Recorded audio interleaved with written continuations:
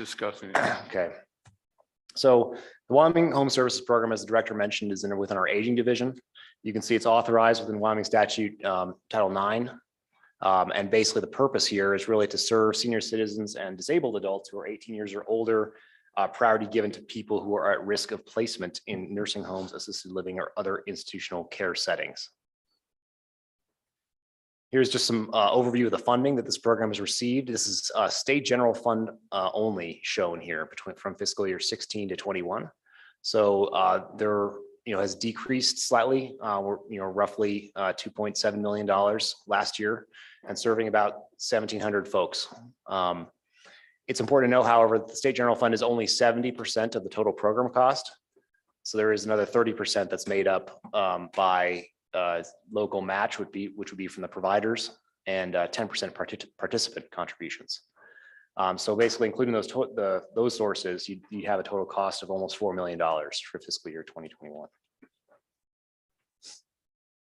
As director mentioned, in our budget, we have multiple footnotes 5 and 6, and 5 kind of required certain modifications to the program in the meantime. The longer term vision, at least in these footnotes, was in 6, which was talking about working with the Centers for Medicare and Medicaid Services to apply for an 1115 waiver. We've tossed around the word waiver around a lot before. Here it's referred to as section 1315, but it's the same. That refers to the US code. It's a different renumbering, but it's the same section. So that's our requirement, and the focus of this brief is really on that 1115 waiver process that we've initiated with both talking with CMS and talking with our stakeholders, the senior centers and the providers that administer that operate this program. You can see we are to report to you in September on the following. So this is kind of the waiver, the draft waiver proposal that we're going to work in parallel with those two groups. We will be reporting to this committee the costs, the services, eligibility criteria, beneficiary cost sharing, and so on. The idea here is really to, similar to the WISE program, serve a traditionally non-Medicaid eligible population that is at risk of institutionalization. So by that, I mean, there's generally speaking, to be eligible for Medicaid long-term care services, you have to meet one financial criteria, which is an asset. There's an asset test, there's an income test, but then also you have to meet a certain level of care. And so this waiver, we would look at expanding that margin a little bit to look at people who may be pre-institutional on the level of care. So they may not be necessarily meeting nursing home level of care on points, the LT 101 assessment that we got and public health nurses do around the state to qualify people for nursing home care. Maybe looking at people that are pre-nursing home eligible, but also looking at people who aren't currently eligible for Medicaid on an asset or income basis, and sort of allowing them to receive these services with some kind of cost sharing involved. So I'll get kind of more into the details of that program, but that's generally speaking the kind of overview of what the waiver is intended to do. So as a requirement of really continuing this, we're really, I want to emphasize here, we're beginning the process. When we talk about negotiating with CMS, as we've talked before with UPL programs, it's a process. And so our plan is to ideally have a proposal, a waiver proposal that CMS has at least unofficially blessed or given some indication that they will approve it, and present the full proposal with costs and benefits to this committee and the Joint Appropriations Committee by the fall of 2022. So the idea is the legislature would have another bite at the apple. We'll say, here's kind of what we've negotiated. Is it a good idea? Yes, no. And then we would get direction presumably from JAC or this committee to proceed or not. That's really the whole point of this effort.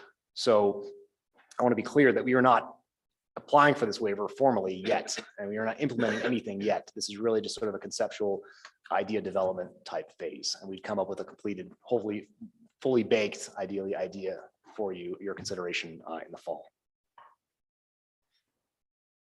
Even after even if we're given the go-ahead, the transformation of the program would also require time. So there's an extensive timeline that really has to be followed here. This is definitely not a next month type change. So what are waivers? We throw that word around a lot.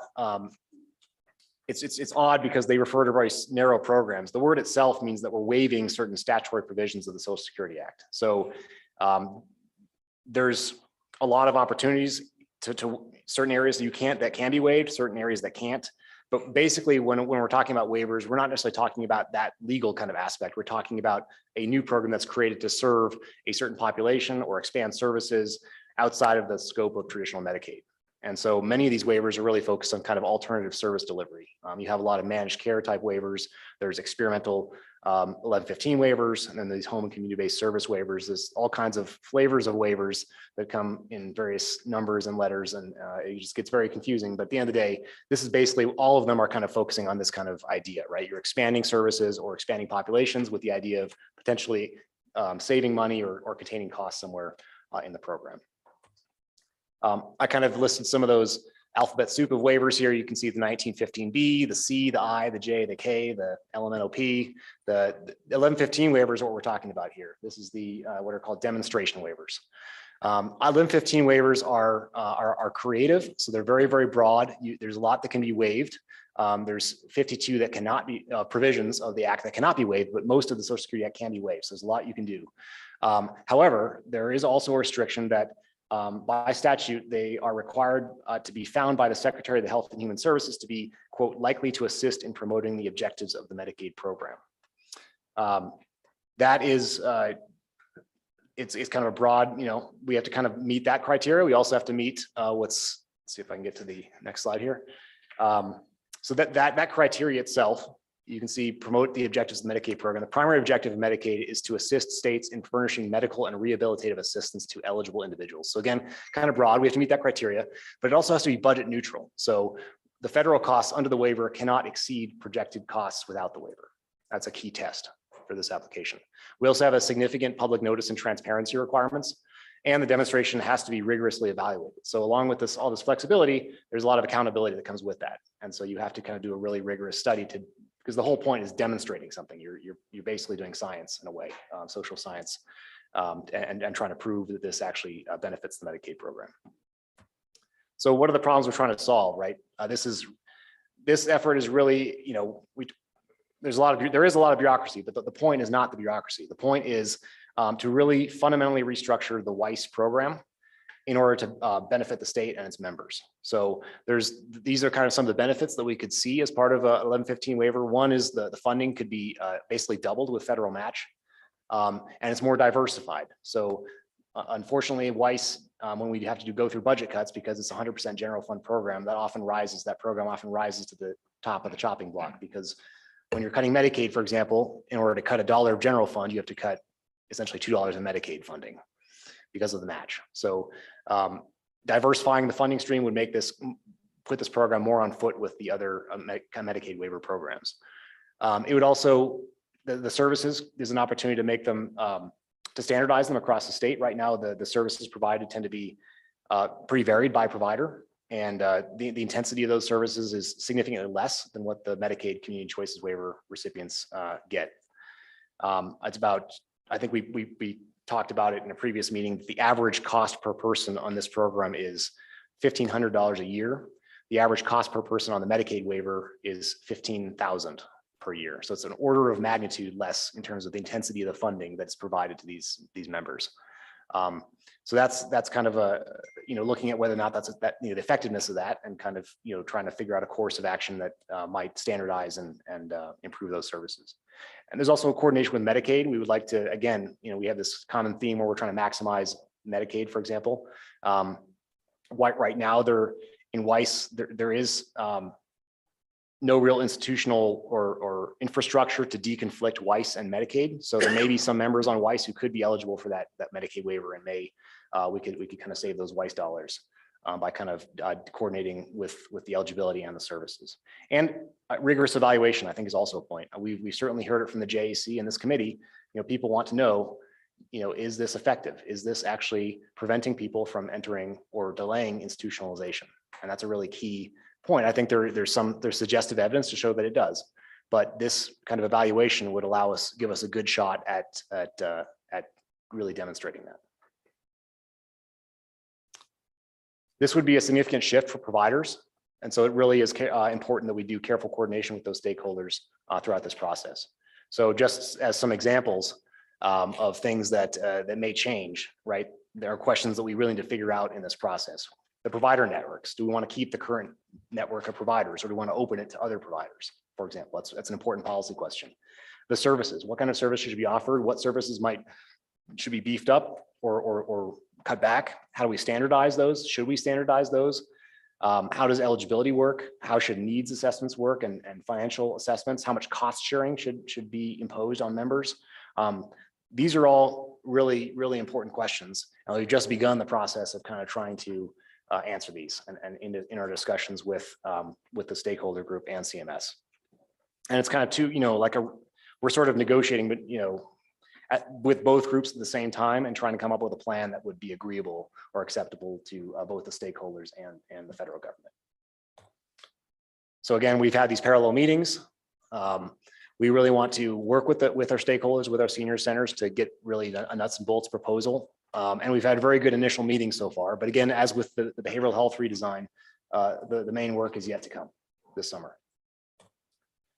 So that's all we had for you on this. Again, it's sort of just in its beginning stages, so we don't have a lot of meat on the bones yet. But I think this presentation was kind of intended to illustrate how we're intending to proceed. Okay.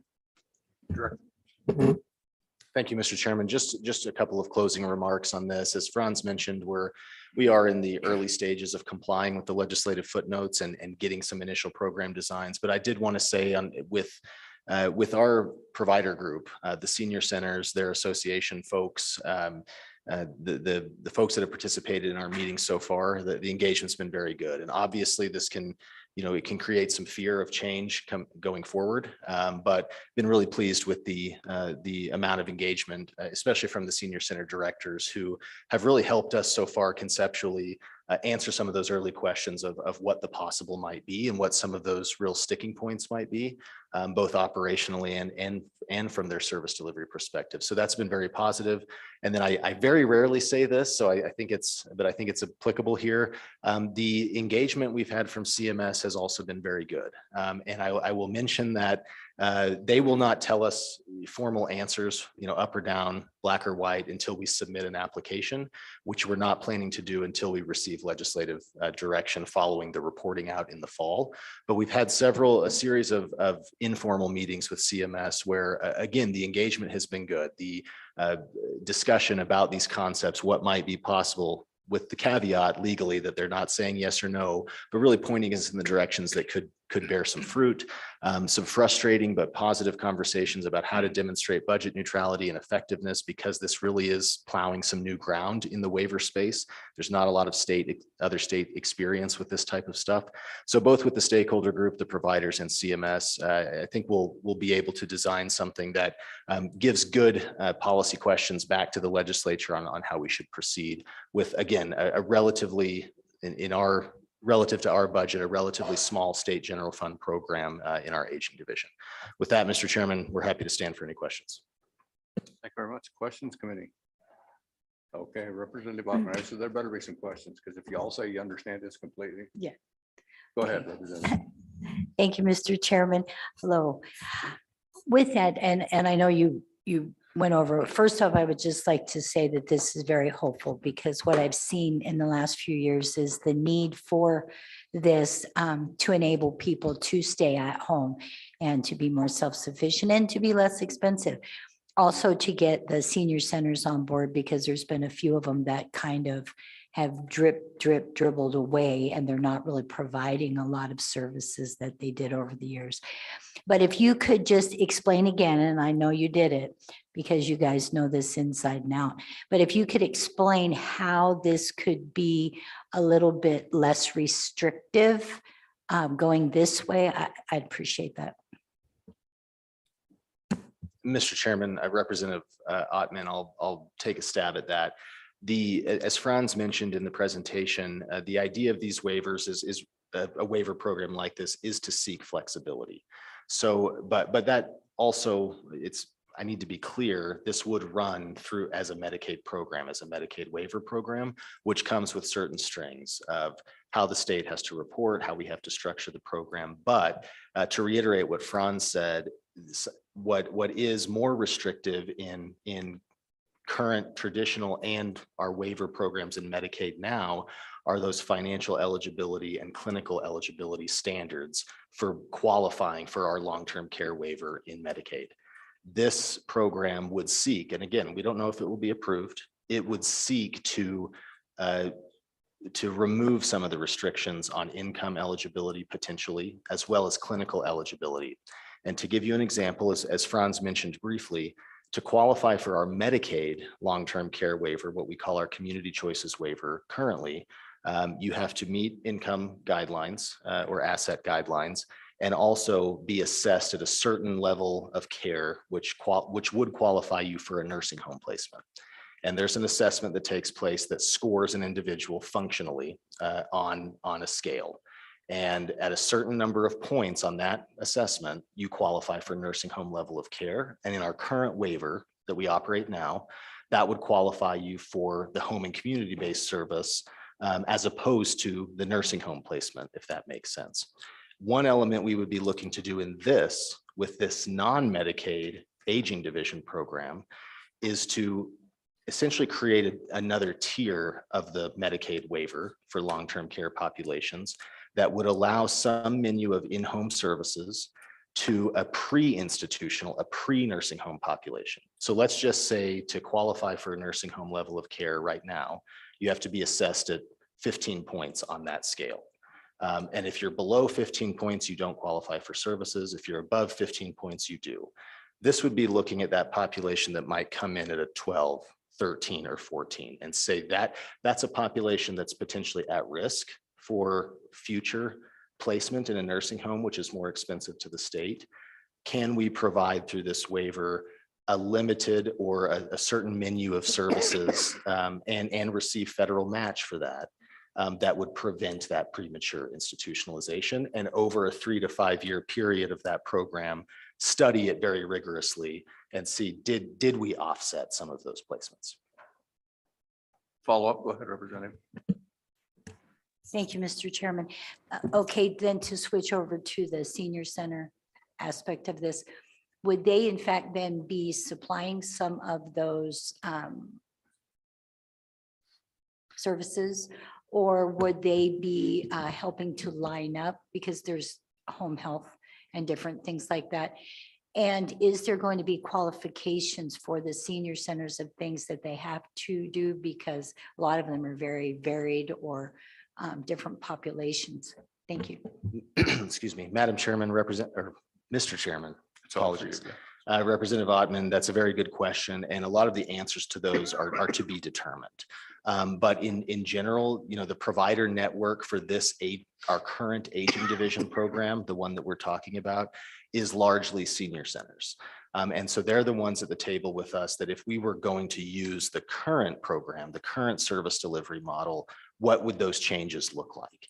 What type of enrollment would they have to go through? What type of requirements, if this were implemented, would we have to put on them?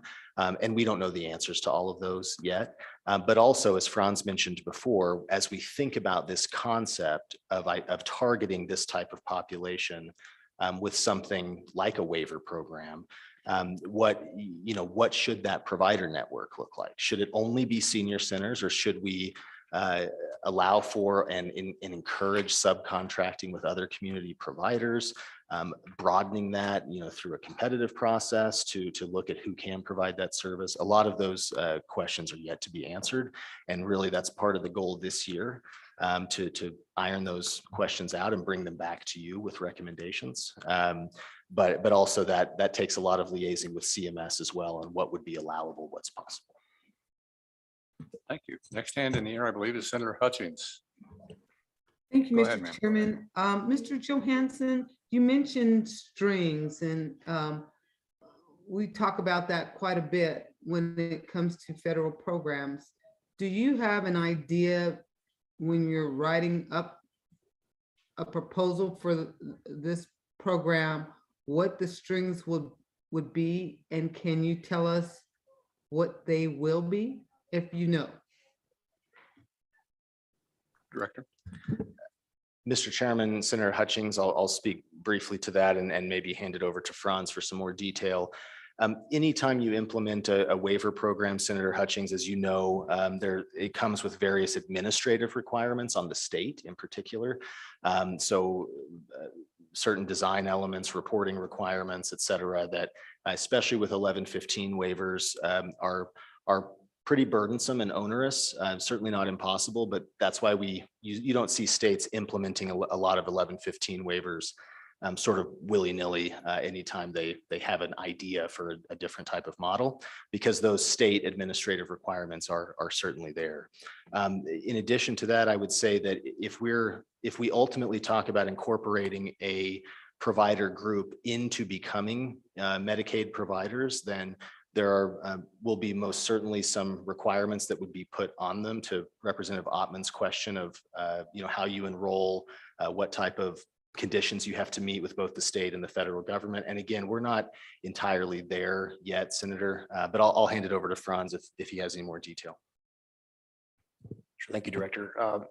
Mr. Chairman, Senator Hutchings, I think the major string, in addition to all the administrative requirements and the evaluation requirements that come with this waiver, is the budget neutrality. So we may be, as a state, at risk if we exceed the budget of paying the feds back, if it exceeds the agreed upon budget neutrality threshold. That's, I think, a risk that can be managed, but it is a big string that should be considered. A big string, would that make it a rope? A rope, yes, Mr. Chairman. Representative Flittner, I believe you had a question. Mr. Chairman, thank you. Could you please remind the committee the cost of the home services program to the state of Wyoming annually, the number of persons that are served, and how many of our existing senior facilities utilize federal dollars presently? Mr. Chairman, Representative Flittner, it's a great question. Have the numbers here. They're in your slide deck as well. Our helpful way to think about Wyoming Home Services is it's about $5 million on a biennium, so about $2.5 million and change on an annual basis, and that's all state general fund for this program. We typically serve somewhere between 1,500 and 2,000 unique individuals on an annual basis through that program. To your question about do the senior centers use federal funding, the answer to that is yes. Not in this program. This is a state general fund only program, but many of the services that senior centers provide, congregate meals, home delivered meals, activities, health services, other types of nutrition services, it really is a pretty big gamut. Most of those are financed through, at least partly, by federal grant dollars that sometimes pass through us from the Older Americans Act programs. Title III is a big, federal Title III is a big act that created a lot of those. But for those programs, between the federal grant funds, a modest amount of state general funds, and local match from localities, sometimes counties, other sources can be used there. So it really is a mixed bag, but this program is 100% general fund. And I would add on to that, we talk a lot about money and the price tag, et cetera. What the other part of that money thing here is that $5 million saves us, and you may know the figure, but when we talk about we're preventing these people from going into long-term care, into the nursing home, which is much, much more expensive than these at-home services, the savings price tag is significant. And I always keep that in the back of my mind. This looks like a big number, but in the end, what we're saving, and not just the money that we're saving, but the people. And this is those elderly adults that can now be taken care of at home rather than going into a nursing home. And I think that's something the committee needs to keep in mind, that's very important for their psychological and mental well-being, as well as their physical well-being at home. It's much better that they're at home with their families or as close to families as they can be, rather than in a nursing home if it's available in their own community and perhaps having to go to another community. So I think that's an important piece of this that we tend to forget. We get caught up in the numbers game, and I think it's a lot deeper than that. So just with that in mind. Further questions, committee? Seeing none. Thank you. And I believe we have some in the audience who wish to comment. I see Mary Lynn jumping to come forward.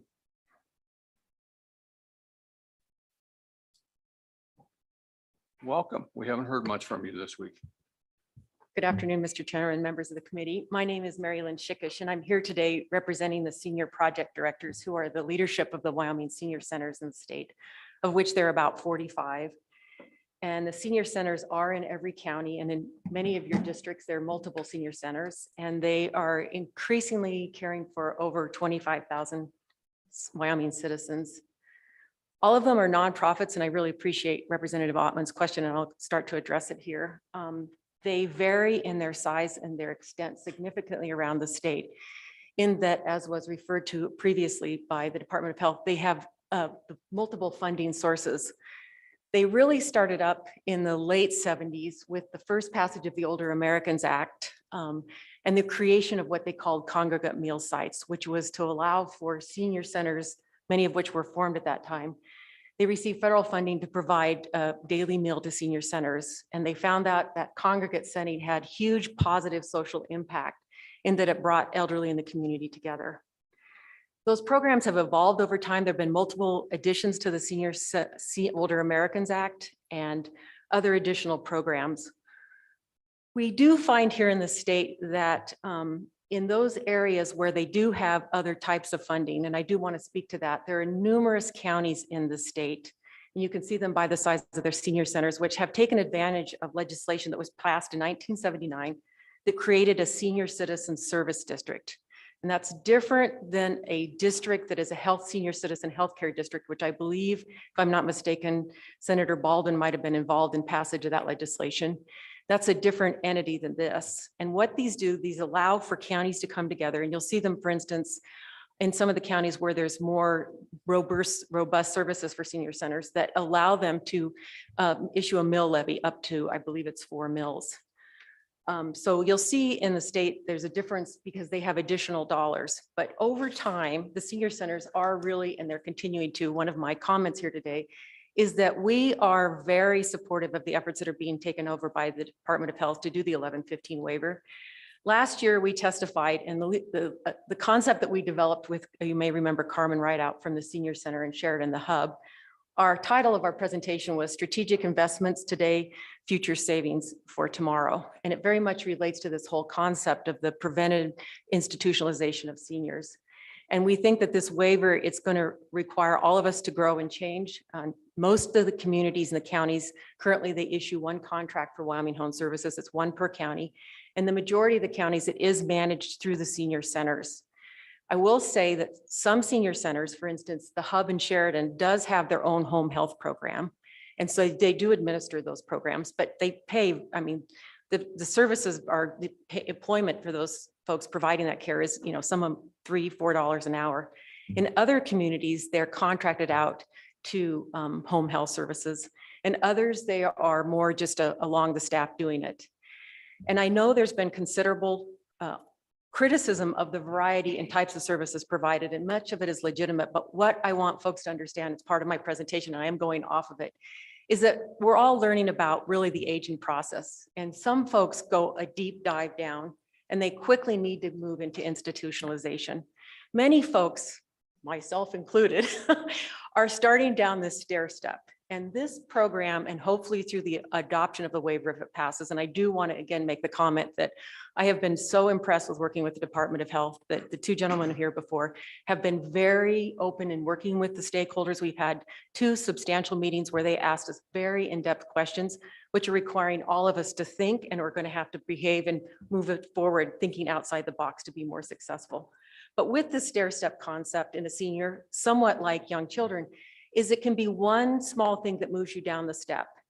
And it may look like some of these services are not very valuable services, but if it's just helping make sure that the food's on the table to do the grocery shopping or little things like that, really help seniors stay in their home. So while it might seem to some that this program in certain areas has been ineffective, I do think that there has been a piece where it's provided socialization and it's moving people to stay longer in their homes. So we hope that this program moving forward will continue to grow and be robust. And we'd like to see the growth of the senior centers, for lack of better terms. It was coined by one of the senior center directors as it's kind of like the senior student services, because along with the congregate meals and also the delivery of meals, they do a lot of care coordination. They help folks figure out how to go on Medicare, how to take advantage of some tax relief programs. And you'll see at some of the senior centers around the state, they're really becoming where folks will spend a good part of the day. And because of the constant challenges with transportation in the state, and many of the senior centers do have transportation services that are also provided through the Older Americans Act, along with some grant services from the Department of Transportation. Most of these programs have matches required to them.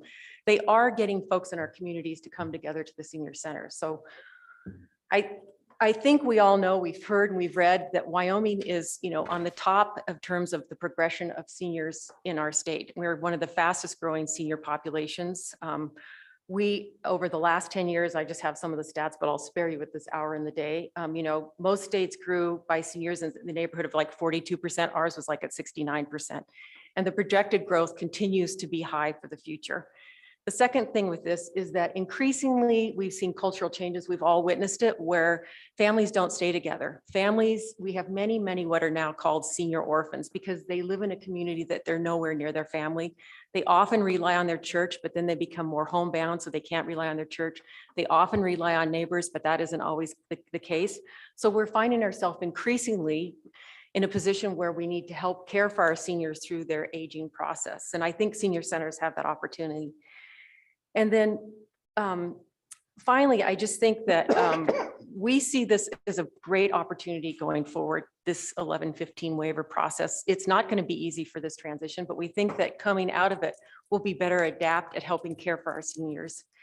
And related to what I mentioned, I just wanted to bring one other thing up I mentioned it might be more specifically to a corporations committee, but this particular legislation that created the Senior Services District, it's one of about 26 different special districts in the state. I think you're all familiar with how many they are, which has resulted in about 650 special districts. They all have different electoral processes. And this one, when it was created, first time you get the mill levy, you go only 2 years, then you have to go through the election process again. And then after that, every 4 years. A handful, many of these districts don't require that in 2 years in that you go through that electoral process. And it's a big process for the senior centers to work with their communities, their county commissioners to get those passed. So we are seeking some support for this next general session to remove that 2-year requirement as your first 2 years in, and to maybe wait until 4 years, because 2 years in to go back to the electorate, you don't really have the program up and going. The programs do require a senior services board to administer them. And many of them go for food service programs and all these other things that I've referred to today. So with that, I'd be happy to answer any questions, and thank you for your time. Thank you. Questions, committee? Representative Conley. Thank you, Mr. Chair. And thank you, Mary Lynn. You've been talking about this for years and it's moving along. And so congratulations to you and working with DOH to get it done. One of the things we've heard about over the past couple of days is about workforce. And if this goes through, the senior centers, as you said, are going to need to change. And one of the things that they'll need to do is begin to provide these services in a much more systematic way. And I'm honestly concerned about workforce. And so I'm curious about thinking along those lines. Where are you getting the folks who are going to do this kind of increased work that's being contemplated? You hit the nail on the head. Like every other industry, the senior centers are experiencing challenges with even just currently hiring enough staff to be in the food programs. I think we're all facing those same challenges. And so we are looking at grants. We're looking at any way we can maximize the opportunity going forward. It may be in part why some of these senior centers won't be in the position. I mean, if they're required to meet some of the licensure requirements of home health, I think some of the senior centers will be more in a position to contract that out if they're the providers of this, but even the home health agencies in the state are challenged. So it's the number one issue that we're all facing. In fact, one of the senior center directors had hoped to be with me today, but because of some challenges with staffing at her facility, she was unable to be here. And Mr. Chair, if I may, just Follow in up. my community, I'm helping to take care of a dear friend, not much older than me, with dementia now, and wanted to get some services and called my senior center. My senior center has none, 0 in my county.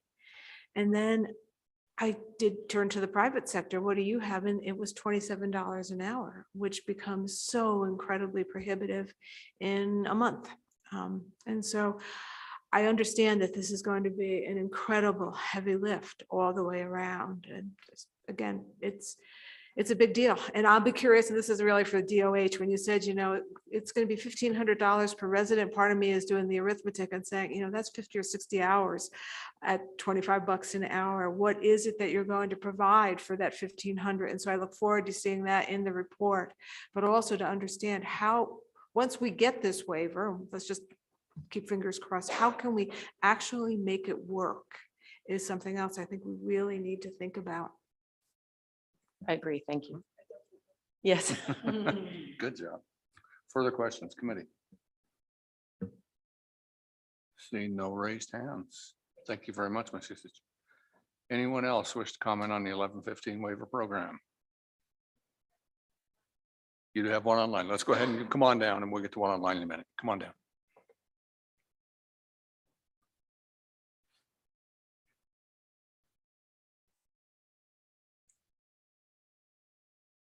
Welcome to Labor and Health. Go ahead and introduce yourself and go ahead and speak to the committee. Thank you, Mr. Chairman, committee. My name is Jenna Ellsberry, and I am the director over at Crook County Senior Services in Sundance, Wyoming. I have 680 individuals on our services. I represent 3 senior centers. Even though I am a provider of a community choice waiver program, my goal is to prevent our seniors from getting onto programs that we're discussing today. I am here because I am representing 57 of our most vulnerable, non-institutionalized individuals in our county that is on the Wyoming Home Services program. I am here due to concerns regarding the footnote number 5 with implementing the means test and the blatant push to push my clients onto an 1115 medical or Medicaid waiver. I hear today that we're in the beginning stages. However, according to our provider phone calls, soft starts, or we're going to have a soft start starting July 1st for this means test. This means test is going to be very invasive for our seniors. This is not the generation to push to gather documents. They're going to require potentially bank statements. I personally don't even like my husband looking too closely at my bank statement. They're going to be looking at VA benefits, any programs that they are receiving, 1099s, a whole host of information. I know my clients will not go for this. I feel that this invasiveness is intended on purpose. I feel that they are going to be pushing my clients out of the program to reduce the numbers to make the transition into this 1115 waiver easier. Many of my clients need just a little help to stay in their homes. The more invasive the determination process is, the less likely that my seniors are going to be to reach out for help. This will foster an unsafe environment in our county, and it will increase premature placements in institutions. This is going to increase my administrative costs dramatically. This is not a typical clientele. They cannot come into the office, provide the documents, and I scan and upload and go from there. My staff is going to be required to go into these homes, find these documents with the clients. That's if they would let us look at them, scan and upload them and print them out and attach them to the sheets. My clients, many of them cannot speak on the phone due to audio concerns or hearing concerns. Many of my clients do not have the technical ability to upload the documents for themselves. Most of them are homebound. I even have individuals who cannot read and do not have eyes. So it will have a lot of administrative costs for us to go into these homes to implement this means test. I have even bigger concerns regarding this 1115 Medicaid waiver program. None of my clients would want to go on this Medicaid program. It gets very personal. It involves caseworkers, public health nurses, going through assets. Last I heard, it's taking my clients more than 3 months to get onto the current program of the Wyoming Community Choice Waiver Program. Even if they want to proceed on the program, my county does not have the resources to implement this. I have 2 caseworkers in my county. One is not taking on any new clients, and the other one, the vast majority of the year, was unable to take on new clients. We have 1 public health nurse that already struggles with the current LT 101 process. Adding 57 individuals to her casework will not be acceptable. I feel like this is a big money grab from the state. The 1115 waiver sounds great on the surface. However, by waiving the financial requirements, it's going to open the door for large asset recovery. Every one of my individuals on this program besides one owns their own home. And that is why they are not on a Medicaid program already. Everyone fears the asset recovery. The current process is broken. No one knows where they stand on the current asset recovery process in the Medicaid system. I have spoken to caseworkers that have done this for their entire career, and they cannot tell their current clients how much debt they have racked up and if they're going to be subject to asset recovery, and if so, when. Let's just talk about the numbers a little bit more. So right now, the Wyoming Home Services Program spends about $1,300 per client. Ours is actually a little less. During these provider phone calls, we are told that the 1115 waiver is going to be projected about 10 times the cost per client. My individuals just need a little help. We have heard requests to beef up services and talk about the intensity of services. My seniors do not need this, nor do they want this. A similar program, the Community Choice Waiver Program, spends about $15,000 per client. We heard earlier about the fear of padding services. Look at the difference there. It won't take very long if my individuals are racking up $15,000 for asset recovery every year before ranches and homes get taken away from these individuals. The Medicaid process is very confusing for us small town providers. We do not have the resources that these big counties do have. I struggle daily with the Medicaid program. For example, last year I was unable to bill until I had a question answered. I called the Medicaid number at least once a week for 4 months. Not once did I receive a person to answer the phone. Not once did I receive a call back. Only after I called the governor's office and spoke to individuals over there was I able to receive a phone call from the Medicaid office to get my question answered so that I can continue my billing process. I had a wonderful conversation the other day, and the statement came up that it said, no one's forcing my seniors to go into a Medicaid program. I had to think about that because I'm very conservative. And the more I thought about it, the more I disagreed with that statement. I feel that the strained labor market in our private sector will force my seniors to go the route of the Medicaid waiver. We have 2 in-home health agencies in the county. Both of them moved their headquarters out of the county in the last few months. One is not taking on any more clients due to lack of staff. The other one has been very hit and miss. The vast majority of the year, they were unable to take more clients for the same reason. I personally wanted a homemaker. I looked throughout the county. I could not find a single individual that would want to clean my home. I finally reached out to an individual that said that they would. They would charge $600 for the first initial cleaning and then $250 bi-weekly after that. My seniors cannot do this. Homemaking might seem like a trivial task, but when you have individuals that are incontinent, I do not want them sleeping in the same bedding day over day. Please hear our concerns. There are many directors like me that have the same concerns. It is not the Wyoming way to abandon our seniors and force them into a federal program through this 1115 waiver. Our current Medicaid system is broken, and expanding it will only hurt my seniors. Once again, many of my seniors just need a little help. Please let us continue to serve our seniors the way we know best. Please do not restructure our Wyoming Home Services program. Thank you. Questions, committee? Representative Flitner. Mr. Chairman, thank you. Ms. Ellsberry, thank you for your testimony. Can you tell the committee how many seniors are served in Crook County? And do you have any idea what your total cost is annually? Yes, ma'am. Go ahead. So right now, I have 57 individuals on the program. That number varies month to month, but it averages about the same amount. Currently, we receive $71,000, $71,032 from the WISE program to provide these services. Our services include personal care, skilled nursing, respite, homemaking, and medical pendants. Our medical pendants are by far our most productive service, I would say. We have 44 individuals that utilize the medical pendants.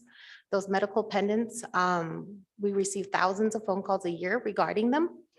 And 51 of those calls last year alone required medical assistance. So we had individuals that had broken legs in the kitchen. We had individuals trapped underneath boards in the garage on a 90-degree day. Our medical pendants are very vital to promote the health of our seniors because of our rural environment. Follow up, go ahead. Mr. Chairman, thank you. And does Crook County take advantage of a mill levy? Yes, ma'am. Very good. Further questions, committee? Representative Conley, Yeah, I knew but- you wanted that. Thank you, Mr. Chair, and thank you, Ms. Ellsberry. I'm really trying to get my head around your testimony, and I'm trying to figure out what is it about the pursuing of the waiver that you think is going to detrimentally impact your current clientele? Because I see it as being able to either increase services to your current clientele or expand your services. Is it that you're fearful that your current clientele will need to become eligible and they don't want to? And if that's the case, do you use any eligibility criteria right now? Go ahead. Thank you. I feel that the fear of the Medicaid process would be the biggest detriment to my clientele. When individuals seek our help, they have so many emotions. They are fearful, they're embarrassed, they're ashamed. It takes a lot for them to reach out for help. With the current Medicaid process, with the gathering of documents, including caseworkers, social workers, the public health nurse, I feel that that would be overwhelming for our clientele. This is dealing with a different generation that I am. Their generation is very conservative. Their generation is very private. And when it comes to providing the documents and going through the process, these individuals will go without. Yeah, I'm sorry, Mr. Chair, Follow up, that go would, ahead. yeah, that would, so you said that before. What I'm curious about is you've got clientele right now. I think you told us you have 57 folks. How are you servicing that? How did they become your clients? And is your fear that they could no longer be your clients if the 1115 waiver was granted? Mr. Chairman, Representative, we follow the WISE program. And so the client reaches out to us. I send out an access care coordinator to their homes to meet with them. We go through their needs and that would successfully keep them at their homes. They are self-declared for the income requirements. So right now, our current process, WISE clients are approved based on physical need. And so they go through a questionnaire process to make sure that they meet the physical need aspect of our services.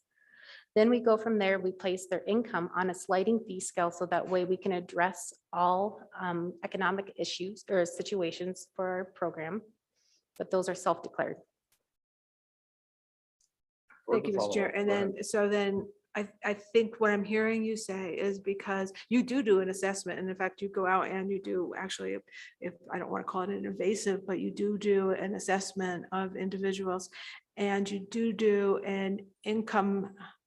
There's an income eligibility, but it's self-reported, and it's your fear that if individuals had to instead prove their income, they might not do it, and therefore your current clients might not be able to continue to get services.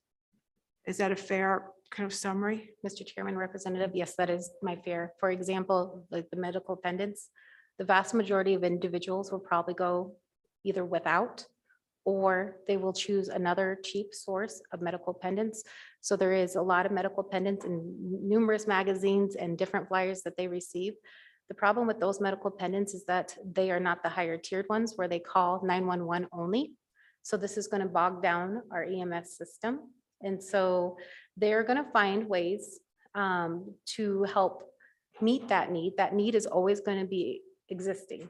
However, I feel that the Wyoming Home Services program has streamlined, it's productive, it works, it is cheap, and these individuals will have their needs met through the Wyoming Home Services versus otherwise. Thank you. Go ahead, Senator McEwen. Thank you, Mr. Chairman. I want to make sure I understand one thing. I think the big hangup on this, in my mind, and I want to know if you agree with me, isn't necessarily the income requirements or the income reporting, but the actual asset forfeiture. When they come take your house and your cars. We just fought a case in Campbell County where an elderly woman had left her home to her son, and they were arguing over a couple weeks worth of time span when it happened, and they were going to take the house from him. And myself and Representative Fortner got that turned around. So if I understand this right, the big hangup is asset forfeiture. Isn't that correct? Mr. Chairman, Senator, I would agree. Yes, there's so much fear regarding that. Yes. Further questions, committee? Seeing none. Thank you very much for your testimony, Thank you. and thank you for coming down. Thank you. Appreciate it. I see two more jumping up to come speak to us. Okay. Go ahead and have a seat. There's lots of seats there, folks. Yeah, some of them are warm and they're not comfortable. I wouldn't lie. Go ahead and introduce yourselves. Ignore the guy on that end of the table. We do often. Introduce yourselves and go ahead and speak to the committee. Turn on the, push a button in the middle there and a green, there you There we go. go. My name is Carly Applegate. I am a home health provider and I own several home healths across the state. This is Michelle. My name is Michelle Lau, and I'm a case manager for one of the home health agencies here in Casper, Wyoming. Sorry, I got my notes on the computer this time. That's okay. Last year, the Home and Community-Based Service Program, it's also referred to the CCW waiver. We saw an immense amount of changes in 21. Not only was it coupled with the pandemic, but we saw a lot of regulatory changes. Some were very positive and some not so positive. We were very fortunate to finally see a rebasing that was actually approved by this committee. We feel that it was a very fair and appropriate rebasing for the services that we provide. We also were able to add more service lines, including LPN services, which are incredibly underutilized in the home and community-based setting, and personal care attendants that is separate from home health services received or provided to by a home health aide or CNA. But then there was a lot of other things. And what I want to discuss with you today are some of those things. Last year, the agencies and providers faced 3 separate extended blackout periods. These blackout periods postponed, delayed, or completely cut off provider payment. And this is payment for services rendered. Some of these agencies are still attempting to financially recover. Some have had to take out debt to cover payroll. One agency is still owed $170,000 following blackout periods. Another agency has not received payment since September of 2001. With a incomplete and inadequate implementation of CareBridge, which is the new electronic visit verification that is required by the 21st Century CARES Act, a lot of agencies have seen continued disruption in the payments for services provided because the claims in CareBridge are not going through as we were promised. Some agencies were able to resolve these financial obstructions, but that was only reaching out to local representatives and the support and help of individuals such as Senator James today. We were also implemented with a new renewal process. This further disrupted many agencies' ability to provide care. The waiver renewal process was delayed for some agencies, incomplete for others, and completely inconsistent from provider to provider. One agency was asked to produce years of financial documents, while another was requested to provide all of their proprietary policies and procedures. Some were asked to provide client medical records, while others were not. One agency was cut off, meaning that their application, their CCW participation was ended a full month before their expiration date.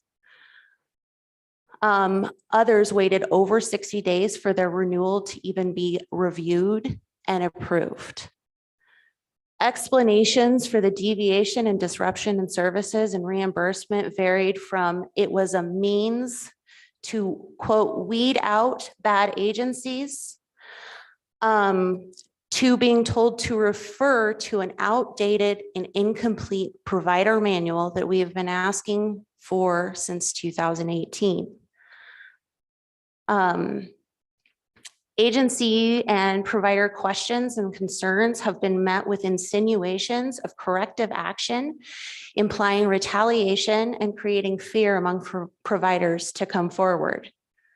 The Wyoming Department of Health has promised providers a complete and holistic home and community-based waiver manual for providers since 2018.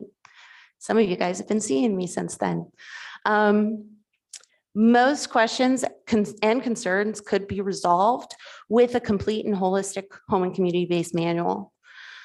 A draft was provided yesterday on June 22nd, 22, for a state program that serves 3,600 clients across the state, including skilled nursing services, professional case management, and personal care services. It was all encompassed in 42 pages. This new manual does not contain policies and procedures for longstanding practices, nor does it contain guidance, instruction, or definitions of new program requirements and elements. I asked the committee today to reflect on what the home and community-based waiver program is supposed to do. And it's supposed to keep people out of institutions, but you cannot do that without providers.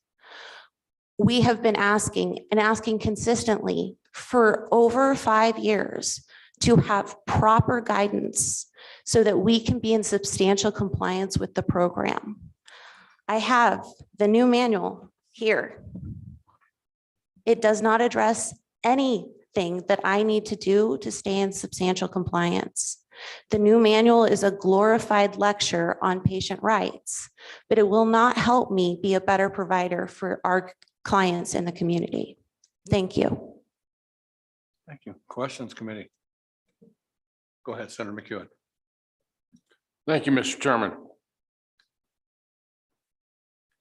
They're asking to turn over health records of each individual. Did I hear that correctly? Not of each individual, sorry, Chairman, Senator. Not of each individual.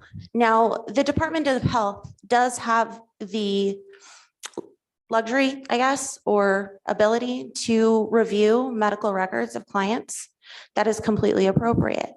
But when you are going back 10 years of medical records, not only is that seem excessive, but it does feel punitive. What are they looking for after 10 years when the renewal process is supposed to be only 5? Follow up. Thank you, Mr. Chairman. And maybe for my education, that seems to me to be a HIPAA violation. Thank you, Mr. Chairman. Go ahead. Chairman, Senator, it is not necessarily a HIPAA violation. It is well within the regulations and what the HIPAA Act actually is. Because the state is paying for the services, they do have access to the medical records. But if a renewal is every 5 years, why are you asking for documentation beyond the renewal period? Okay. Further questions, committee? Seeing none. I don't think, nope. Thank you very thank much you. for that. And thank you again for coming down. And that leaves the big guy at the end of the table, Representative Larson. Go ahead, sir. Thank you, Mr. Chairman, Madam Chairman, members of the committee. I just want to go back a little bit to the legislative session and talk about how we got here to the point of asking the Department of Health to look at 1115 waiver. What we've heard is that the Wyoming Home Services is a nice program and it benefits and helps keep people out of long-term care. We were going to cut that program. It was going to go completely away due to funding challenges. So in order to keep that, we're saying, how do we come up with the funding that will enable us to provide those and continue on with those home-based services? It's really important to understand that even though an 1115 waiver is generated out of the Office of Medicaid Services, it is not the same as if you were on Medicaid in long-term care. And so we talk about this asset recovery concern that was expressed here today.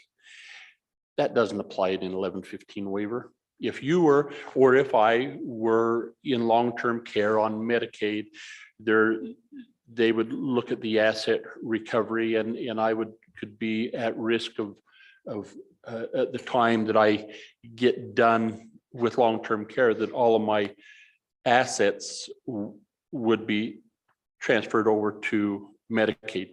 1115 waiver does not have the asset recovery component to it in this. We talk about the challenges of the plan as it's unfolded. We don't know what the plan is. That's what the Department of Health is working on right now. I would urge a little bit of patience to see what this plan looks like. That will have to come back before you before September to really see how the community home-based service plan for application of an 1115 waiver looks like and how it would be implemented. I think it's really important to, our last two ladies that spoke to us really did talk about a very important component, which was a complete and holistic approach to providing senior services across the state, because that doesn't exist now. And that was one of the challenges the Appropriations Committee had when we were looking at funding, is how it functions here in Fremont County certainly is vastly different than the way it operates up in Campbell County or in Laramie County or in Lincoln County. There is not a continuity, because the statutes and the policy that we don't have in place doesn't really require that. That's what we're trying to achieve, is to develop a policy that there is, if senior citizens or community home-based services are provided the same statewide, and hopefully meet the needs. And indeed, the intent is to keep these seniors, which I am becoming one, or am one, I guess, out of long-term care and in their own home. It saves, it makes life better for them. It's a least restrictive environment, and the cost savings are huge to us. We've long understood those cost savings are there, but we've got to quantify them. And that's what the 1115 waiver does. 1115 waiver requires that this does not increase Medicaid costs in these type of programs, that it can prove a savings to Medicare or to Medicaid, excuse me. And so how would that look? That means less people going into long-term care. So if we can show through these services that we're keeping people out of long-term care, the waiver's working. I think we should take a breath, nibble a Valium, and give the Department of Health a chance to put the plan together, present the plan, and then see how it does. But there is no asset forfeiture on in this component of it. So please sleep well on that component of it tonight. So happy to, Madam Chairman, Mr. Chairman, happy to try and answer any other questions. Thank you, Representative, and please disregard the volume comment. There will be no nibbling in this committee. Questions, committees, Representative Flitner. Mr. Chairman, thank you. And I would ask the good vice chairman, so if the county had heartburn over this, could they choose to opt out and just manage and implement their own countywide home service program and fund it themselves? I don't, Mr. Chairman, Representative Flitner, I don't know that I have the answer to that. I think that we have some seniors, some political subdivisions that fund senior citizens, but I would think that that's a possibility. It surely seems reasonable, but I'm not seeing any head shakes one way or the other. So let us get back to you to answer that question, but it would seem like that would be a possibility if they don't want to take any of the state senior community and home-based services money and run those services on their own. Yippee. Senator McEwen. Thank you, Mr. Chairman. As I'm listening, I think you just said this plan isn't put together yet. It's still being put together. So being that there is asset forfeiture and other programs, just because it's not written down right now, doesn't mean it can't be, and it wouldn't be a concern. Thank you, Mr. Chairman. Representative. Thank you, Mr. Chairman. And Senator McEwen, I suppose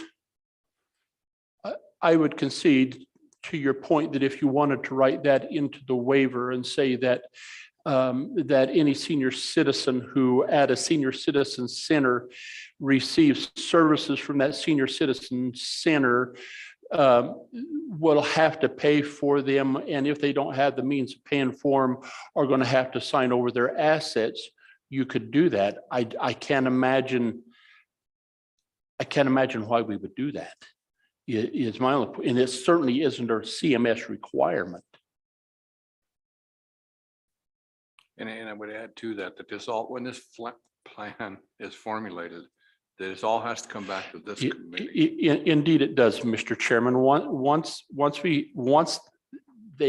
So what we've done again is we says the director of the Department of Health, with consent of the governor, shall enter into negotiations with the department regarding the operation of Wyoming Home Services under a waiver, the 1115 waiver, and then that and consent and report back to you and to our committee the cost of any proposals, the services to be provided, and proposed provider network, proposed eligibility criteria, which would come back to assets maybe, and an assessment including means of testing, proposed beneficiary cost sharing requirements.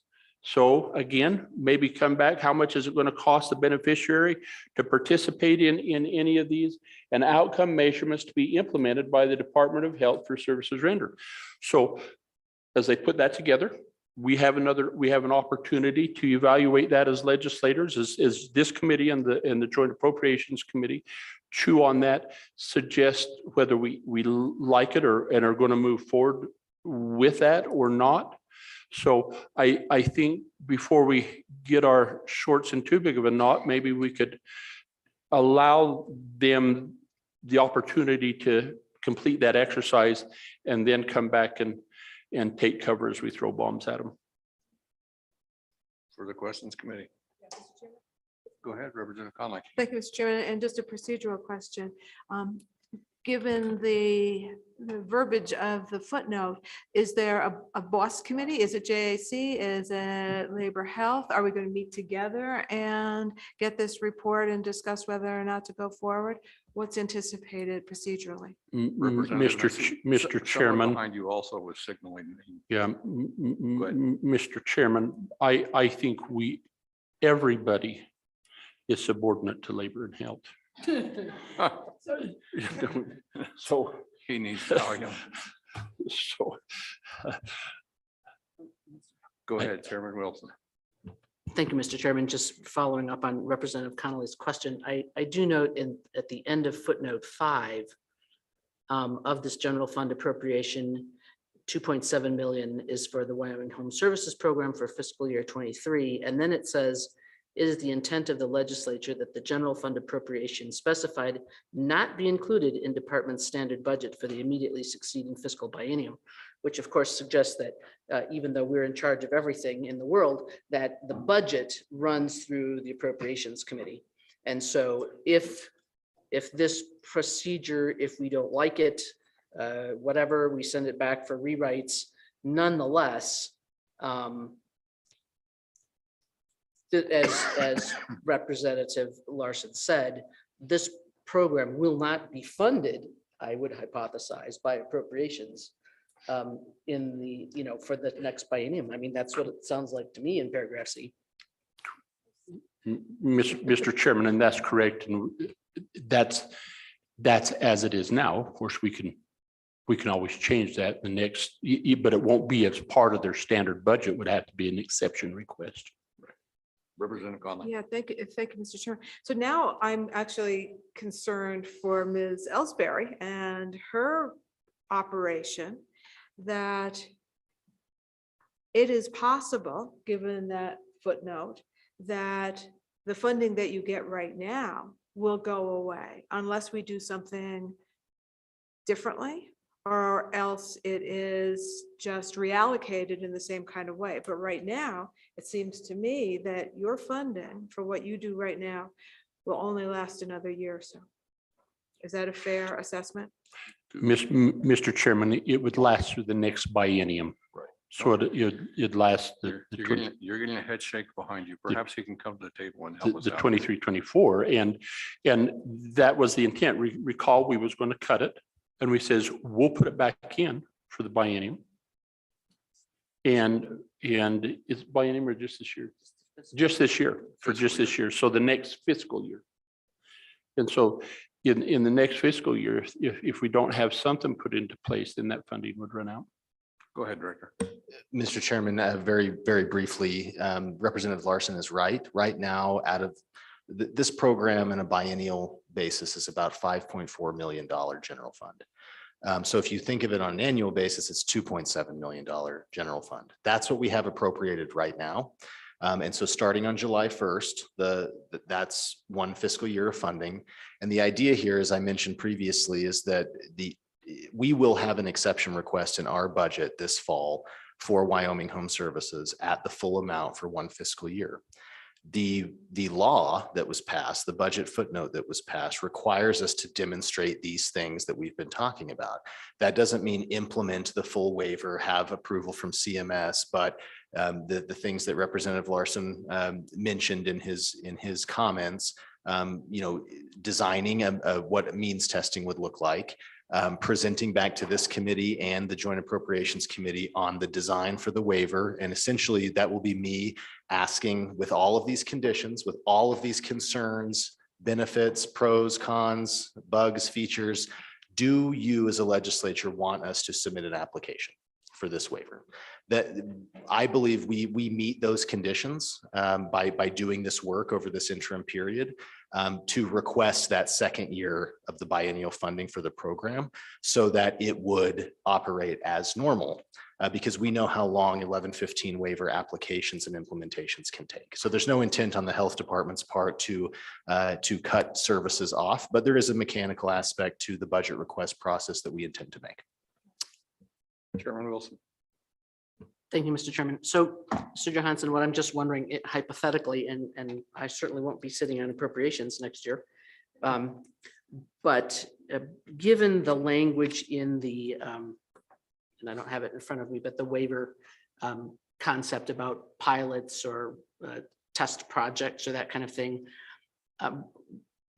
this is just a pure question about what you think. Okay, you're not CMS or the rest of the legislature or anything, but it seems like we might consider having the initial waiver. The thing is, you could probably capture 90% of the state population by picking like the 5 largest counties or something. I mean, I don't know what, but if you had Laramie County, Natrona County, Campbell County, Sweetwater, I don't know what comes next, but anyway, you could have the majority of the population as sort of a launching basis. Does that seem like something, or is that in your experience working with CMS, is that just too hard? Mr. Chairman, Madam Co-Chair, it's a good question, and I hate to be frustrating with my answer, but a lot of the answer is to be determined with the development of the plan. You're right in the language for section 1115 waivers. There's a broad array of what can quote unquote be waived, what kind of flexibilities you can have. There are geographical flexibilities to your point of would this be for the whole state or would this be for a narrow part of the population? As we're all obviously talking with this population, what kind of population do you target with a waiver? In this case, we're kind of thinking of the pre-institutional, almost nursing home population to put it very crudely. So there are those types of flexibilities, and the quote unquote pilot or demonstration project language is peppered throughout section 1115 waiver regs and guidance.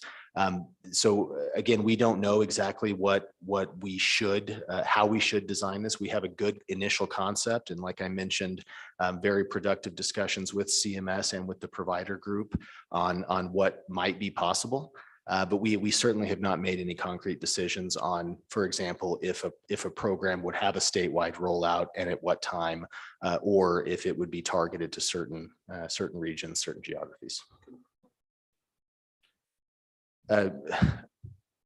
Mr. Chairman, I was asked a question out of order. I'm happy to answer that if you'll Typical for allow. appropriations member. Go ahead.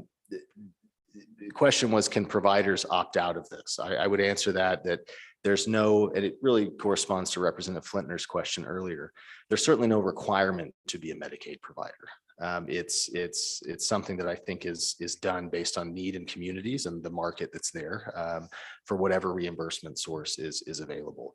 But there certainly wouldn't be a requirement to participate in the program. However, if we had a statewide program for in-home services for this type of population, it would be in our interest to have providers in those communities. And as was noted with previous comments, that both economically and at scale and operationally, that's a challenge in many parts of Wyoming to even have the providers that you need to deliver any of these health and human services. We're all experiencing that. In addition to Representative Larson's question, I think we do have mechanisms both within current footnote and current regulations that we could also have additional entrance to the market. To our discussion before, would we want to have a really open network of any willing provider in a program like this?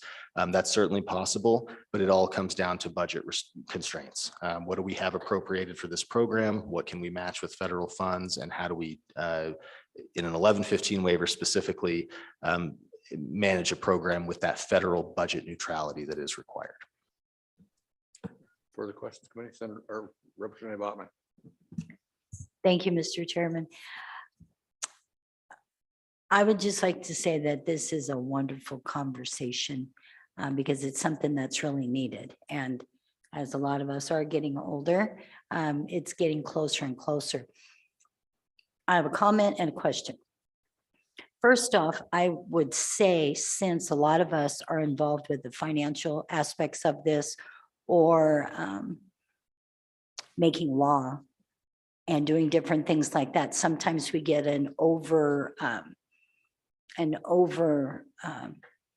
regulatory kind of things. This is what we can do. This is what we can't do. This would be the best. And to look at that in that sterile view. When you get down into and I, of course, I don't have all the answers, but I would just say, when you get down into the communities, and for instance, this community, you say, well, there's 13,000 people and there's a senior center here and these are the services and this is what the bus looks like and this is what transportation looks like. We've got so many people signed up for this. You could make those decisions.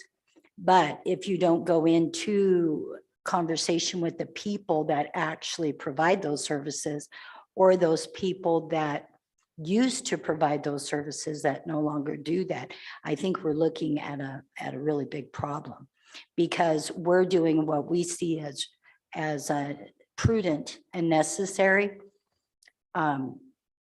because of the cost to the state, which is the goal.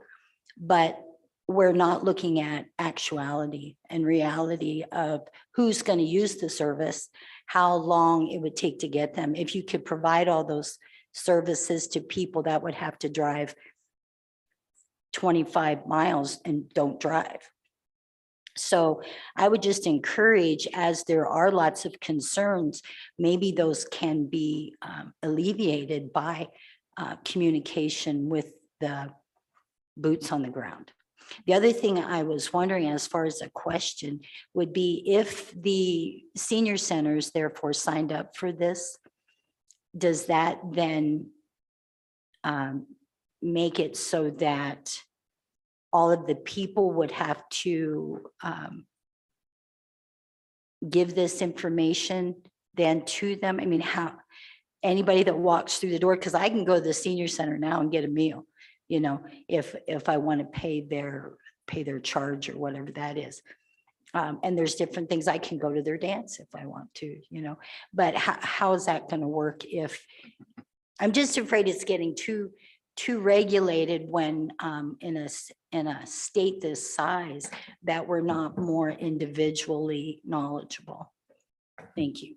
Director. Mr. Chairman, Representative Ottman, just a few comments in response, and your points are well taken on the balance between expectations of the providers and members, clients around our state that receive state subsidized services, what those expectations are versus overregulation and really micromanagement. And as we talked about with our community behavioral health reform, I think we would all agree that providers on the ground, community members on the ground have better tacit knowledge of what's needed and what works best than we do in Cheyenne. And we certainly want to encourage that in all of our programs.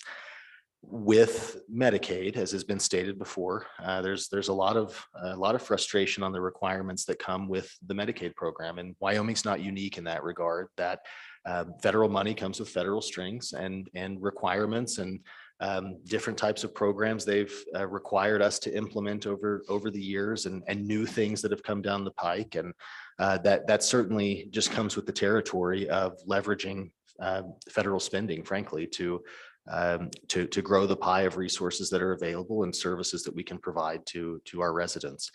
So there's a benefit and a bug with federal programs. I'll be very clear about that. And this state, like others, have elected to leverage those programs, whether it's home and community-based services, waivers for the developmental disabled population, the long-term care population, et cetera. And by nature of that, I think we've indicated sometimes the juice is worth the squeeze, but it ebbs and flows. I would say with this program, Representative Ottman, that I will certainly commit to seeking to strike that balance between what is administratively intensive and micromanaging in terms of providers that would be willing to partner with us and operate a program like this versus what frankly should be expected when we use state and federal dollars to subsidize services. Further questions for the director or for Representative Larson? Go ahead, Representative Larson. And Mr. Chairman, if I could maybe just follow up on that just a little bit on the conversation that we had and why these services were slated to be cut from the Department of Health's budget to begin with was, again, it wasn't consistent. It wasn't used across the state. And so how do you provide state general funds for this part of the state and then and so trying to get some consistency statewide in a program that's in the state budget was really important. We heard loud and clear the previous supplemental budget session that this program was important. And we heard again this time, but there certainly is a valid argument to support that the program needs to be adjusted and tweaked and I believe to fit to be a statewide program available to those that want to participate in it. Actually, we have a hand online. Senator Hutchings. Thank you, Mr. Chairman.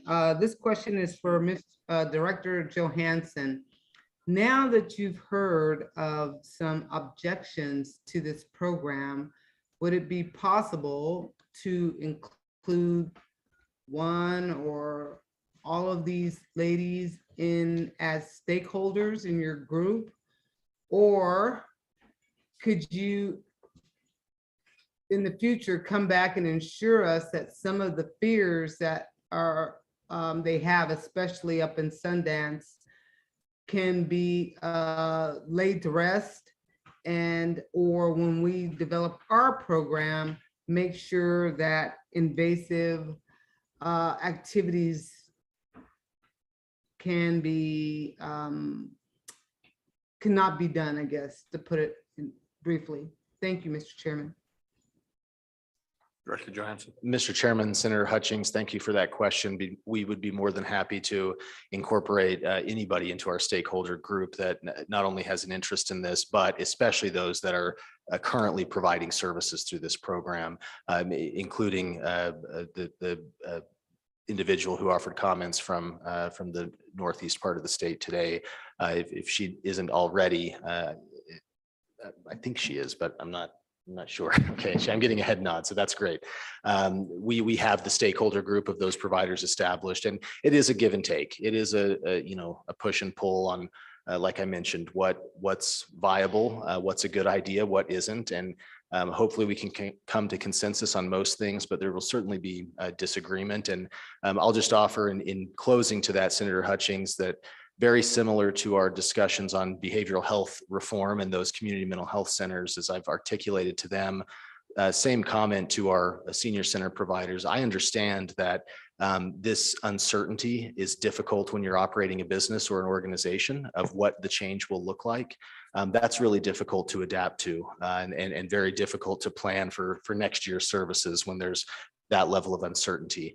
I'm not sure how I can make all of that go away, but I think it should be clear for me, the commitment that as we go through a process of designing something new, we will do our best to incorporate all of the players in the game and certainly not be exclusionary in the type of feedback that we receive. We know we don't have this design perfectly formed. And as Mr. Fuchs mentioned earlier, that's the whole process of this interim period, is to work with them on getting that feedback and ultimately making what I hope is a good compromise, but also a comprehensive proposal to you all. Didn't touch it. No, the meeting is not over. Question, go ahead, Senator McEwen. Thank you, Mr. Chairman. And this is once again, just for my clarification. You said earlier that if somebody opted out of this, I think your comment was they just don't take Medicaid at all. So it's Medicaid, Medicare is not an a la carte thing. Or is it? Thank you, Mr. Chairman. Go ahead, Rick. Mr. Chairman, Senator McEwen, it's a really good question. And I think it depends on the type of service. There are Medicaid providers that are specific to certain programs. There's case managers that are specific to, home and community-based waiver services. And then there's, doctors or clinics that are more primary care in nature and offer a variety of services, and facility-based services like nursing homes, and all kind of have different ways of being funded.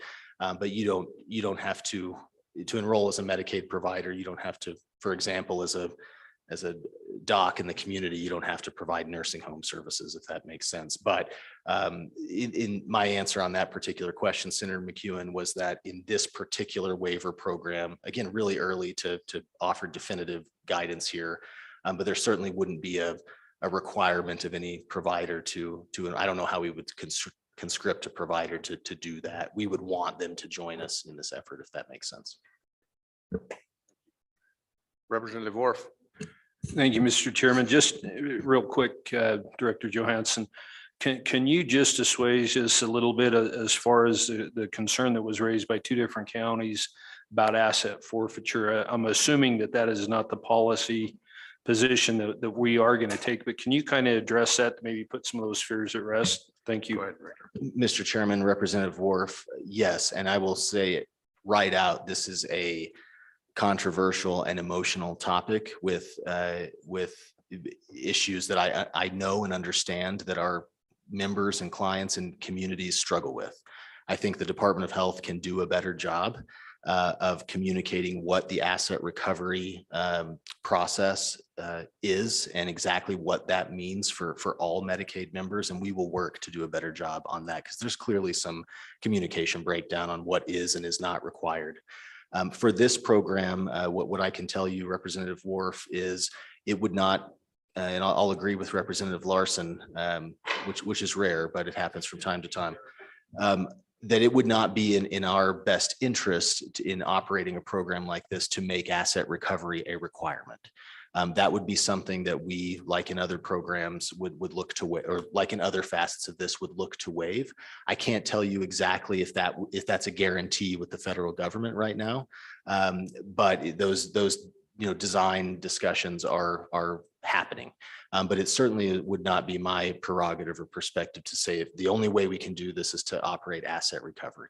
Typically, asset recovery in Medicaid happens with your highest levels of care, like nursing home placements. And to be blunt, asset recovery does happen. And you all know that. And it's, like I said, it's tough and it's emotional and it's something that, nobody likes doing, but it's the philosophical conversation of if someone is receiving federal and state subsidized long-term care, that does get very expensive and can occur for a long period of time. What should the recovery be? And like I said, Representative Worf, I think we can do a better job of describing that to the public and certainly describing that to our members. And I'll commit to doing that in the short term. Representative Ottman. Thank you, Mr. Chairman. This is just a thought, Director. Because I've talked to some constituents out there and they were talking about having some of the home health and that it was going away and things. Is it okay or is it not to just have a minimal fee, like say somebody comes in like $20 3 times a week or something? I mean, does any of that work in the program or is that private or? Thank you. Mr. Chairman, Representative Ottman, again, putting asset recovery aside, so the things we were just talking about, in terms of cost sharing in Medicaid in general, cost sharing is relatively de minimis already in Medicaid. So I think that small. So there's when you think of co-pays or deductibles, those types of things, it's most of our Medicaid programs don't have a lot of that skin in the game, as it were. For those populations. Again, with what cost sharing and affordability might look like in this type of waiver, I'm going to irritate all of you to death. It is still to be determined. We're working with the providers on questions like, what does affordable in-home services mean for the member themselves, for the client? Is that 2% of income or assets? Is that 9%? Is it 10%? Is it nothing? Should it be a sliding scale like you're talking about? Should it be a flat fee based on some sort of variable? We're working on that. And I think that, to answer your question, that's certainly possible to incorporate.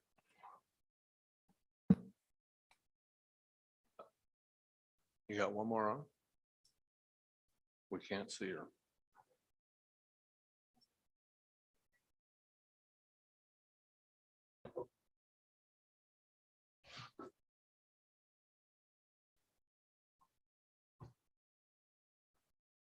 All right, you're on mute.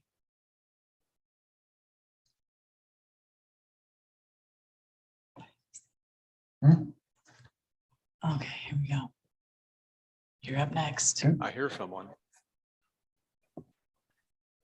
Yeah, my name is Matt Wilson. I'm over here in Sundance, and I'll tell you what, very appreciative for what these ladies here do for us. I don't use the senior center very much.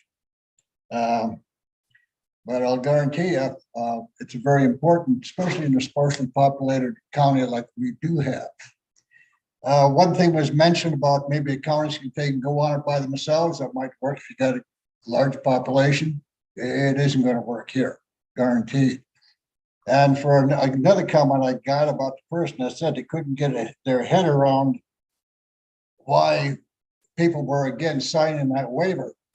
Well, I'll just say, I'll give you my information when you give me yours. And that's about the end of what I got to say. Okay. Committee, any questions? What was your name again, sir? I'm sorry, I didn't catch it.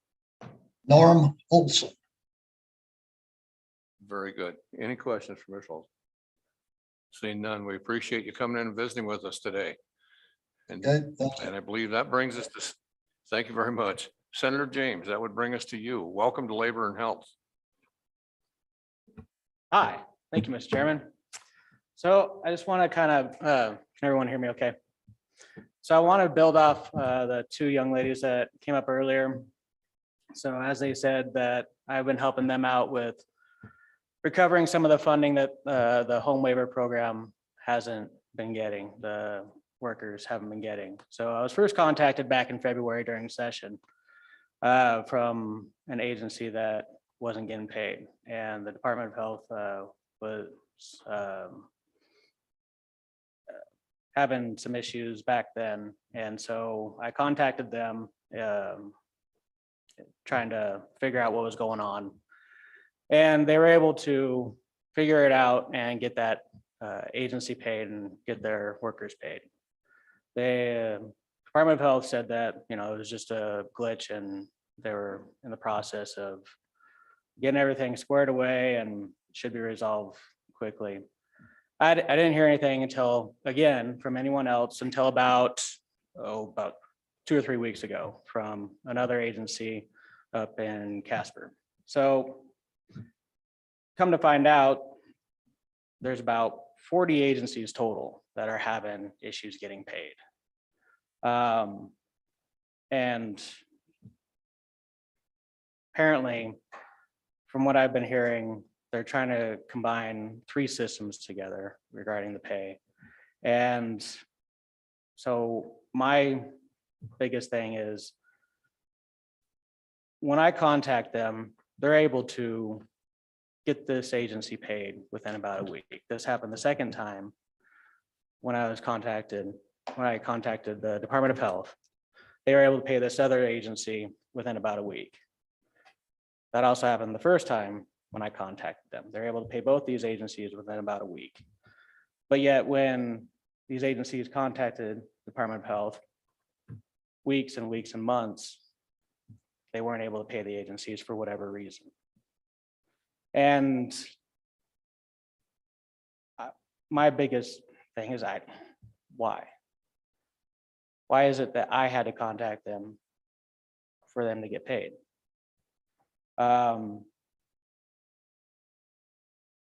Another issue, like they brought up, is these manuals, standard operating procedure. Why is it so hard for that to get written over 5 years? And then only a 47-page, manual on patients' rights. These nurses already go through that when they go through schooling. They already know this. They need to have something on how to do their job so they don't get fines from the state.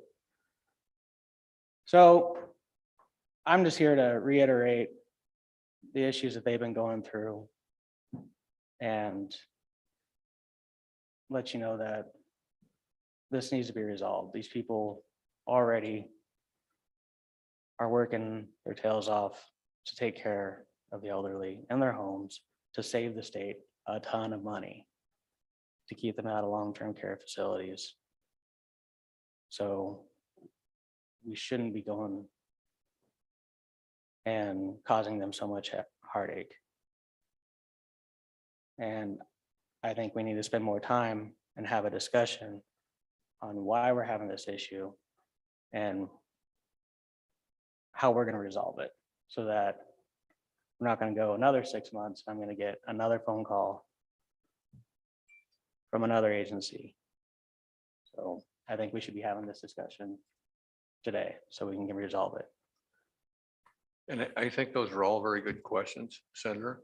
I don't know that it's within the scope of the 1115 waiver we're talking about today, but those are all good questions. And I suggest that perhaps that's something that needs to come offline. You've got the access, you're here today, but my question to you, and there may be other questions as well. So what are your thoughts on the 1115 waiver specifically? Well, having to do with the waiver program, maybe not the 1115, but the actual waiver program, it has to do with these agencies. And that's why I brought it up right now, is because it has to do with them and it does affect them. So it doesn't have anything to do with the 1115 at all, Okay. but it does have to do with waiver program and it does affect them immensely and it's going to affect. I absolutely agree. So that's why I brought it up now. I agree. And I think that's outside the scope of what the committee can do right now, but I think it does something inside your scope you can talk with the department with. Specifically, right now on our agenda, we need to deal with the 1115 waiver and address that. And it's not a done deal. The 1115 waiver is a beginning program and we're headed down that road. We're going to look at it again more than once. Well, We're going to talk about it. And I would suggest you're an interested stakeholder and perhaps you ought to participate in this conversation as well with the department. But specifically, we're not going to solve every problem with the Department of Health or any of those things here today. And I'm glad you brought it up and I appreciate that. But I think it's beyond the scope of what's on our agenda to talk about today. And we appreciate you being here. Don't get me wrong, Senator James. I think it's important and I think it's an important conversation. I don't know that this committee is the place to discuss it right now. I think that that's a conversation you need to have with the department. And that as we discuss this further down the road, perhaps when the department comes back to us with their report before September, as they discussed, they can perhaps talk about some of those issues or issues that they've had with the committee if that's their desire. But are there any other questions, committee, for Senator James? Seeing none. Thank you very much for coming down, Senator. Any further public comment on the 1115 waivers? Seeing none.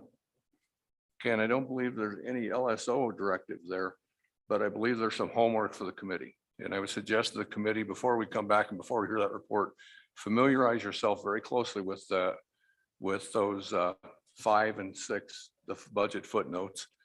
And secondly, I would suggest that you go out, some of these providers are from your communities.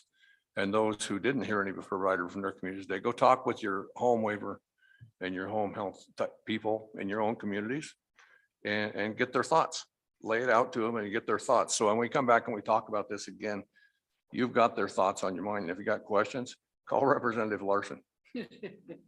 But get this in your mind. That's your homework assignment because we're going to be talking about this a lot more. We're nowhere near done with this. So with that in mind, thank you very much, ladies and gentlemen. We do have one more topic. You're not off the hook and Director Johansson's getting ready to leave, but I see his name on the last item. Okay, so let's move to our final item of the day. Final item of this interim meeting, that is nursing home Medicaid rate rebasing. Another word you will hear many times in this committee. Many times. Thank you, Mr. Chairman, members of the committee. I introduced myself to you. My name is Stephen Johansson. I'm the Director of the Department of Health. The final topic today that you've asked us to present on is nursing home rate rebasing. We'll be very pretty quick with this overview. As you know, nursing home services and Medicaid is one of the services that we fund in the Department of Health and in our Medicaid program. And there are various ways to modify rates that we pay nursing homes, and we typically refer to that as rebasing rates. So we'll give you a brief overview here, starting on slide number 70 in your comprehensive slide deck that we provided you. Just give you the highlights here. Nursing home services are a required service by the federal government for Medicaid. You can't operate a state Medicaid program without offering nursing home services. Wyoming Medicaid, so the state Medicaid agency, has the authority and ability to set rates it pays for those services to providers, like we discussed earlier this morning and this afternoon, within certain limitations, like the upper payment limit with Medicare. Rate increases or decreases to any Medicaid service, but in this case, nursing homes, require changes to the department budget through appropriations. And moving to slide 71, what's the goal of rate setting or rate rebasing? It's really to balance the total cost of Wyoming Medicaid, i.e. the budget that I just mentioned, with access to providers by adequately or reasonably covering their costs. That's a dance that we do in Medicaid quite a bit, is to balance the fiscal restraint that we're responsible for with the budget that you all appropriate to us, and the access and service provision that we know is often needed by members of our communities. Specific to long-term care, rate rebasing is really a way to evaluate the allowable cost on the part of providers for providing that care and adjust them intermittently. And there's statutory provisions that we have for these certain types of services that require rebasing calculations and rebasing studies to take place periodically. And for nursing home services, we do that on an annual basis. However, the legislature doesn't always appropriate money if the rebasing resulted in a rate increase.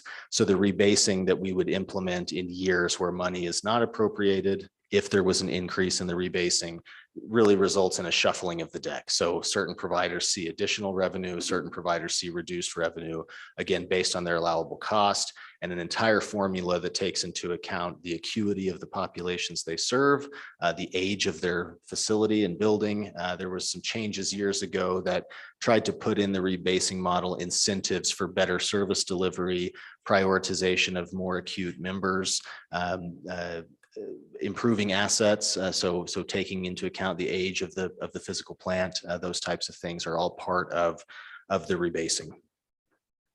I want to move to slide 73, just give you a sense of the nursing home eligibility and cost trends. As you can see, similar to slides we prepared on some other populations yesterday, you can really see some changes in the trending on slide 73 with the onset of the pandemic in early 2020, where we really did see a reduced nursing home enrollment in Medicaid for a couple of reasons.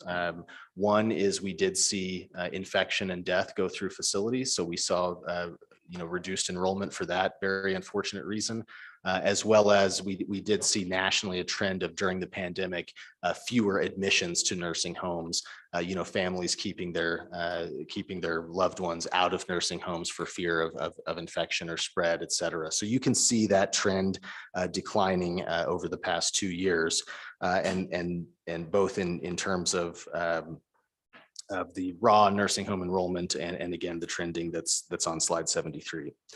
Slide 74, again, you can see in the eligibility here and the cost trends. This is the monthly expenditures in nursing homes. And again, corresponding to the reduction in enrollment that you saw on slide 73. On slide 74, you can see the corresponding reduction in cost over the past 2 years. That goes back to what we discussed a little bit yesterday, that during the pandemic, Wyoming Medicaid and all Medicaid programs around the country have had enhanced federal match. And you see we've had reduced cost in this particular Medicaid program for nursing homes. We've used those savings for a variety of measures, both in terms of rate increases to providers. And as you might recall from our budget this year, that was very complicated for the Department of Health. A lot of our exception requests for the next biennium budget, we funded on a one-time biennial basis with some of the savings that we saw in offsets where we didn't have as much Medicaid utilization during the pandemic. It's a little bit of a digression, but moving on to slide 75, give you a sense of nursing home cost coverage here. So the table, and I know the back screens are down, but the table shows you what nursing home cost coverage based on Medicaid rates has looked like. And you can see for a variety of reasons, cost coverage has been declining year after year.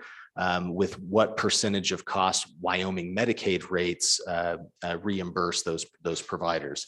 A lot of reasons for that, including higher costs of delivering care, as well as budget reductions that have been absorbed over the years. But you can see in 2019 that with the upper payment limit programs, again, that we discussed earlier today, with the upper payment limit programs incorporated, on average statewide, Wyoming Medicaid's rates reimburse nursing homes at an average of about 84% cost coverage. And that is up. It will be up in this next fiscal year because you all in the legislature did appropriate a $2 million rate rebasing in our budget this past session, $1 million of general fund and $1 million of federal funds.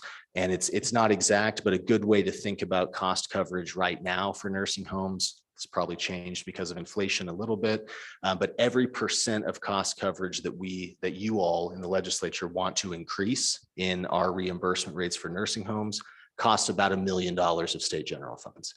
So right now, we're about 84.5% cost coverage with the most recent rebasing.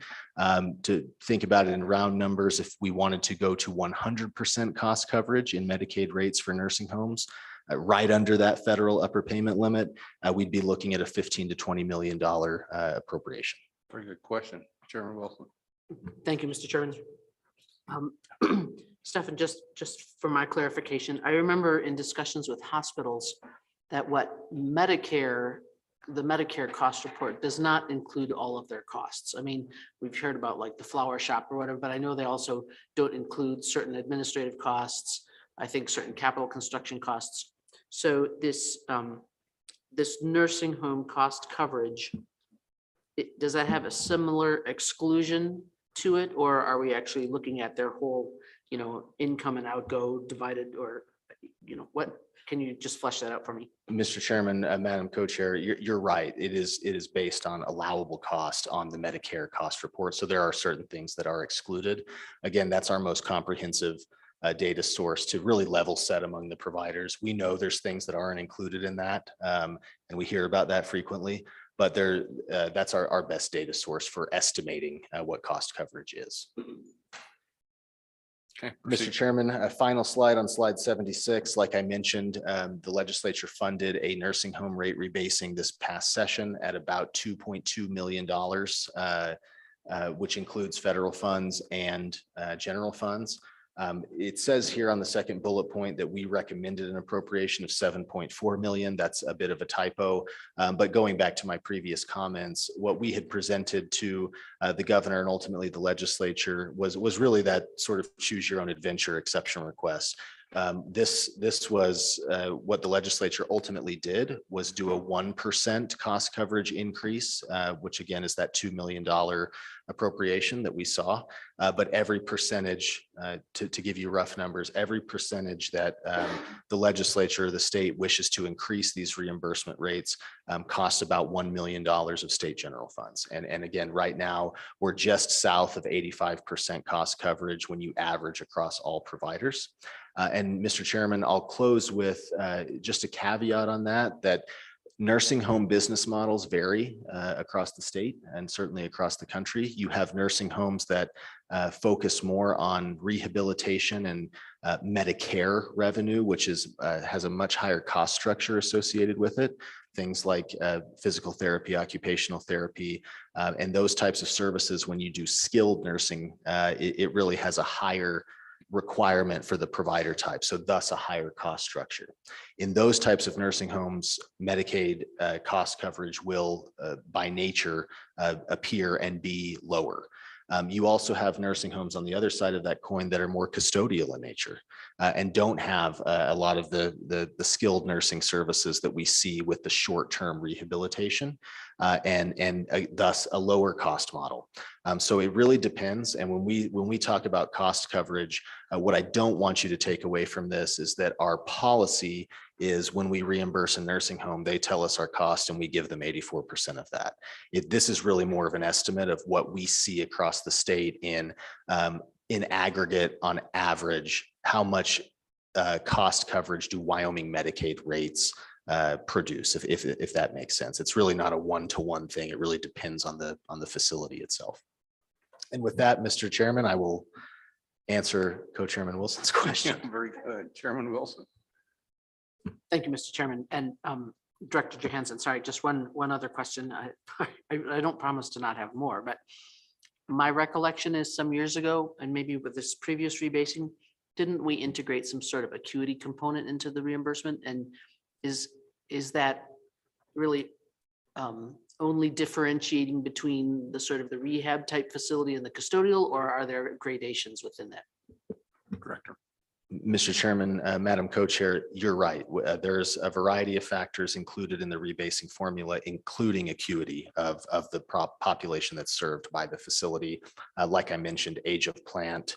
There's a few factors, and I'm happy to defer to Franz, or if we have Ms. Stahl on, our Medicaid agent, on any more detail. But yes, the rebasing numbers that we do on an annual basis, with or without an appropriation, do take client acuity into account. Further questions? Representative Worf. Thank you, Mr. Chairman. If you could, Director Johansson, on page 75, you have a little note there. It says note includes temporary PHE related increase of 5%. Can you tell me what PHE is? I don't know what that is. Go ahead, Director. Mr. Thank Chairman, you. Representative Worf, please always feel comfortable checking us on our acronym soup. You all don't live in the world that we do, fortunately for you. PHE is public health emergency. And just to distinguish between something I mentioned before, which is the enhanced federal match that we have had since the start of the public health emergency, that's 6.2%. So easy way to think about it, if Wyoming's a 50-50 state, 50% state, 50% federal, for the past 2 years, we've had a 56.2% federal matching rate. That has resulted, like I mentioned before, in a variety of offsets to general fund costs. Because of that, for long-term care and for nursing homes, we implemented a 5% rate increase to those providers because of some of the items I mentioned where their census was really reduced. Staffing has been incredibly difficult. We understand, and we know this isn't a perfect solution, but we've had some temporary rate increases to help our providers out during some pretty tough times. Further questions, committee? Representative Ottman. Thank you, Mr. Chairman. Just a clarification, when you were talking about the types of nursing facilities, you had said that there is skilled and custodial. Which of those, because I wrote down here, both of them are lower. Mr. Chairman, Representative Ottman, I apologize. I probably wasn't very clear. In terms of business model of a nursing home, which varies, there are certain nursing homes that focus more on rehabilitation, short-term rehabilitation, which typically relies more on Medicare funding, and Medicare funding has time limits and certain day limits on their nursing home coverage. I believe it's a 90-day maximum benefit for after an incident that required hospitalization. So it's a temporary thing. And again, that's provision of skilled services that typically require higher levels of providers, staffing ratios, et cetera, and results in a higher cost structure. Custodial is really more on the other end of that coin. It's really my term. So it's certainly not an official term, but you have skilled nursing facilities. You can also just have nursing facilities, which again are more custodial in nature, meaning the populations there are not necessarily rehabilitating to discharge, but might in fact stay long-term at the nursing home. Okay. Go ahead, Representative. So is the cost to maintain the facilities, is it higher in a skilled or is it higher in custodial? Mr. Chairman, Representative Ottman, it really varies. There's not a kind of a one-to-one correlation there. It's really a mixed bag. Further questions, committee? See none, looks like you're off the hook for the final time today. Well, maybe. Don't get real comfortable. Okay, public comment. Mr. Boley, come on down.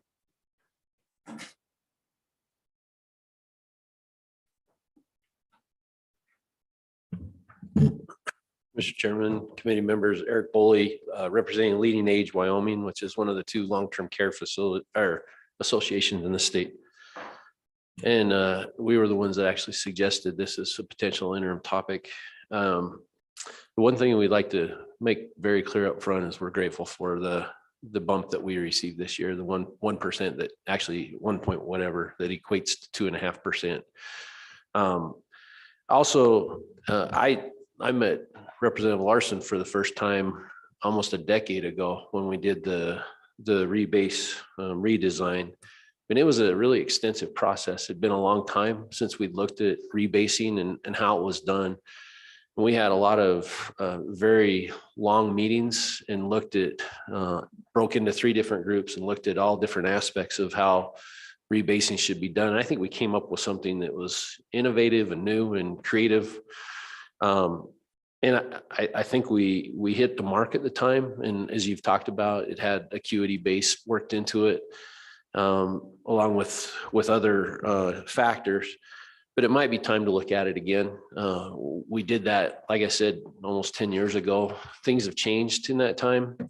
And I also think that when we went through the rebasing process, it was never really the intention to rebase without additional funding, which for almost 10 years, it's kind of what has happened. We've been lucky. You just talked about the public health emergency and the fact that we got a bump of 6.2% in our FMAP. We think that's probably going to extend through September right now. And so that additional 5% that nursing homes are receiving right now has been very, very beneficial and helpful at the time. But what happens afterwards? And as we start looking at increased costs, how do we weigh that? What's necessary to keep these nursing homes solvent? The other thing I think is really important after our conversation this morning about UPLs, you can see with the cost coverage, we're at 84.5%. That also includes the 5% FMAP bump, but that's with the UPL. Without it, we're at 75%. And if you take the 5% out of that, we're literally, for state general funds, we're covering 70% of the cost if we didn't have the UPL program. So it's been very helpful. So we just wanted to start talking about process, start talking about the pressures that we're facing. And I don't want to belabor the points that we've talked about, but cost is increasing for all of us. But when we start talking about our vulnerable populations, which is our elderly and our young, we've talked about both ends of the spectrum today. We've got to have sustainable facilities that are providing good care. And I think maybe we need to start looking at quality as part of the reimbursement structure as we do the rebasing. I think there are other things we need to look at, but we need to start having a conversation now as opposed to later, because I think the timing is right.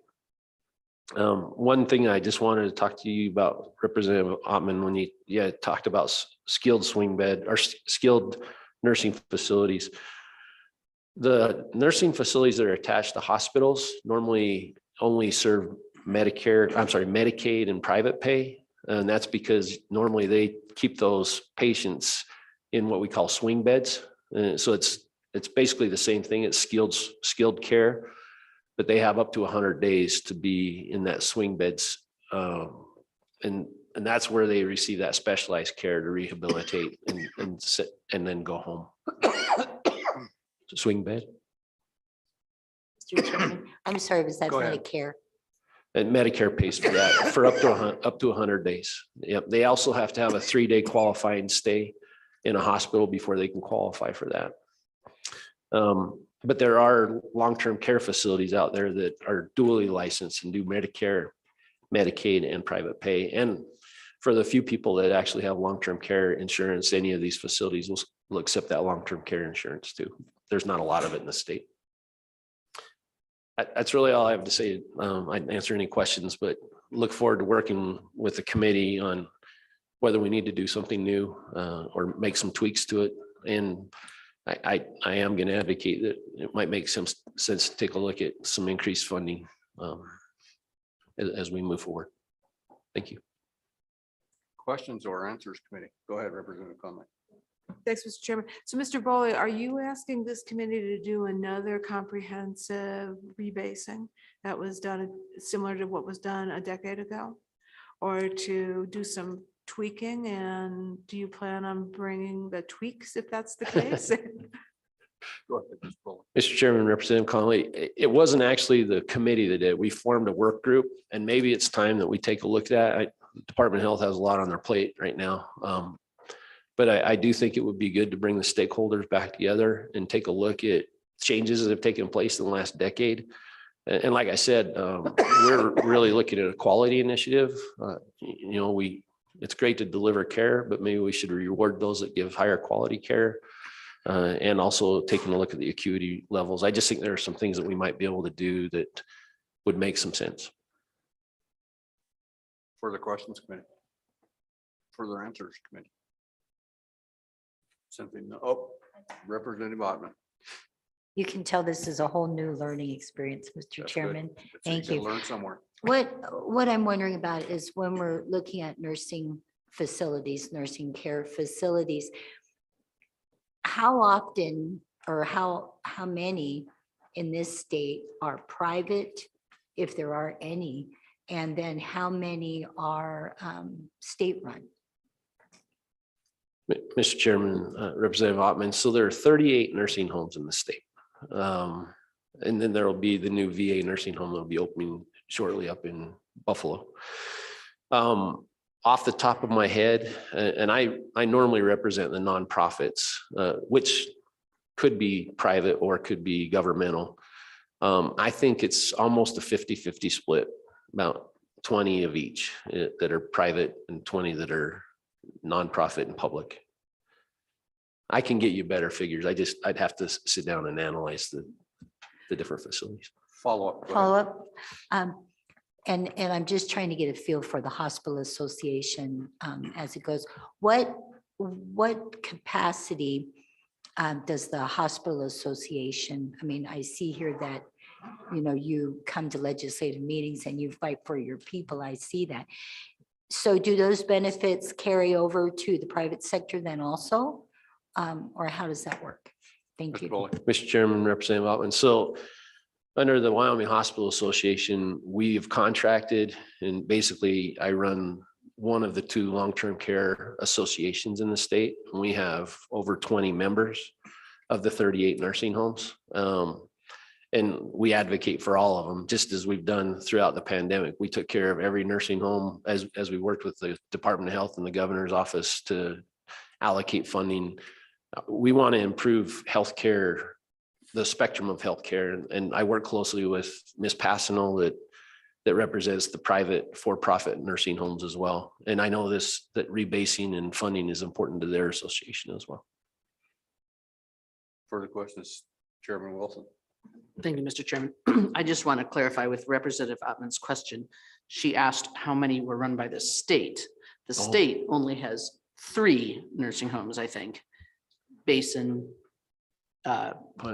Pioneer, you know, the 3 yeah, state there's ones. 3. There are many, most of the publicly run nursing homes are run by the counties or you know, a county. I mean, so they're publicly, and Eric and Mr. Boley can correct me, but you asked about the state. The state doesn't run nursing homes typically, other than the one for veterans and the senior and the one in Thermopolis and the one in Basin. Just to make sure that you're, and you should Madam Chair, well, clean up after me, Mr. Boley. Director Johansson corrected me. So there's one nursing home. That's the one in Basin.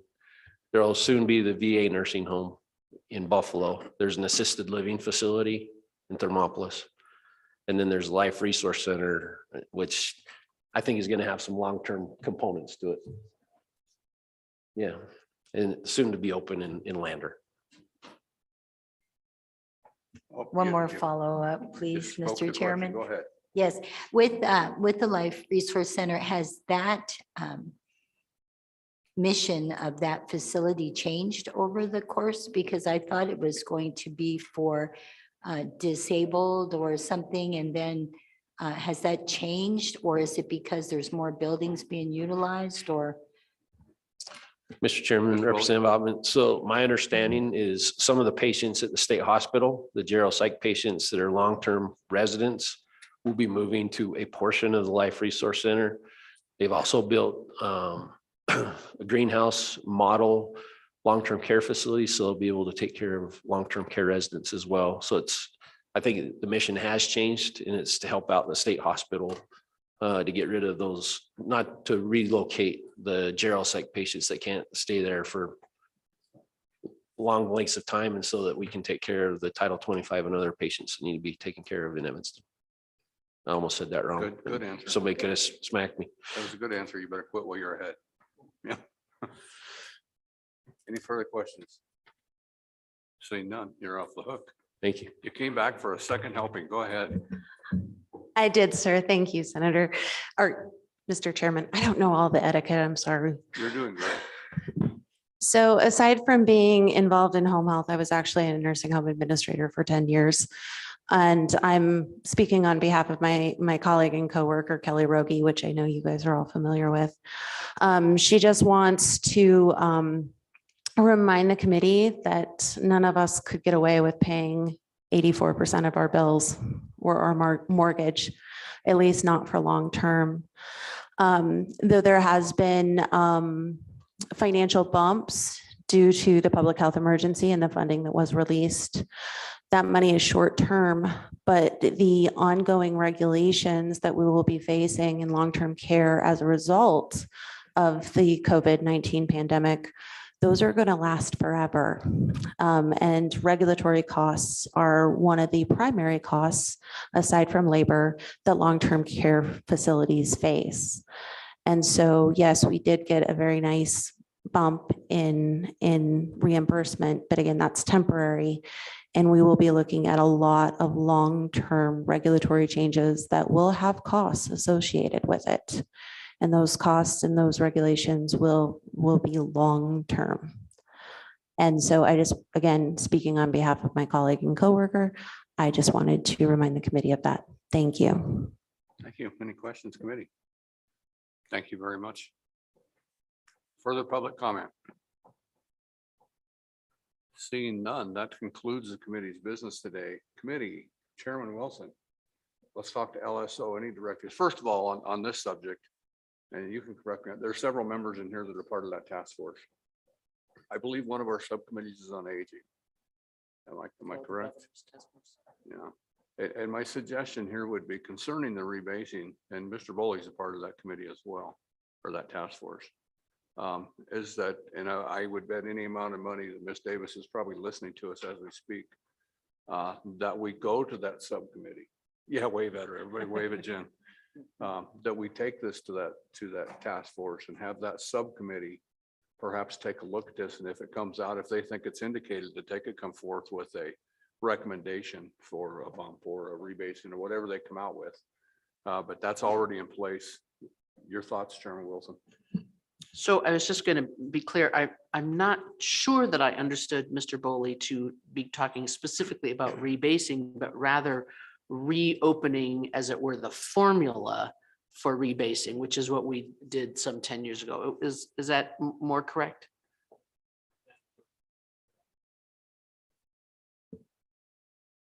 Okay. And for those that can't hear online, he said he thinks that's a good idea. Okay. With that in mind, anything else that we had something yesterday we needed to give to LSO? Perhaps Mr. Brody or someone kept track. Anybody remember? It was the Medicaid postpartum coverage, and right, that was already, we have that on the list. Other than that, I don't think we have any other legislative drafting for August. We'll hear back from the supplemental payment discussion at the department. And of course, we'll hear back from other things that we heard about today, but I think the only thing on LSO is that one postpartum coverage draft. Very good. LSO's got, that's an easy one. to There's, take notes Mr. of. Chairman, there's a hand down on here. There's a hand down here. Representative Hallinan.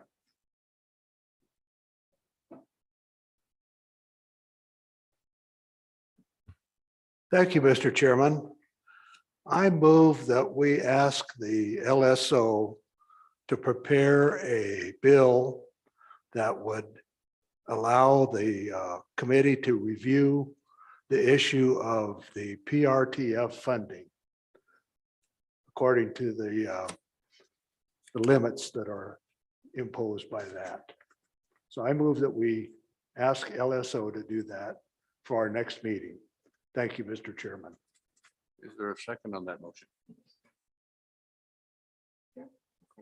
Got a second. Discussion on the motion.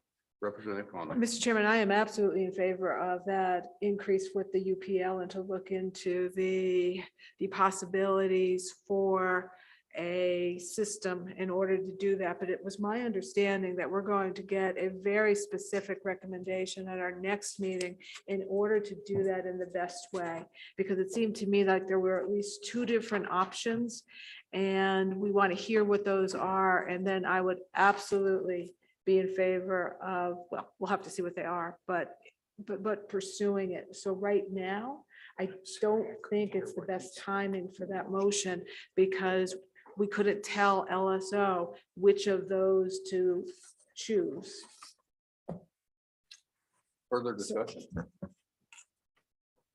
Mr. Chairman. Chairman Wilson. Mr. Chairman, thank you. I do agree. I think that what we understood from the group presenting was that they needed to do some further discussion and analysis as to which would be the best approach.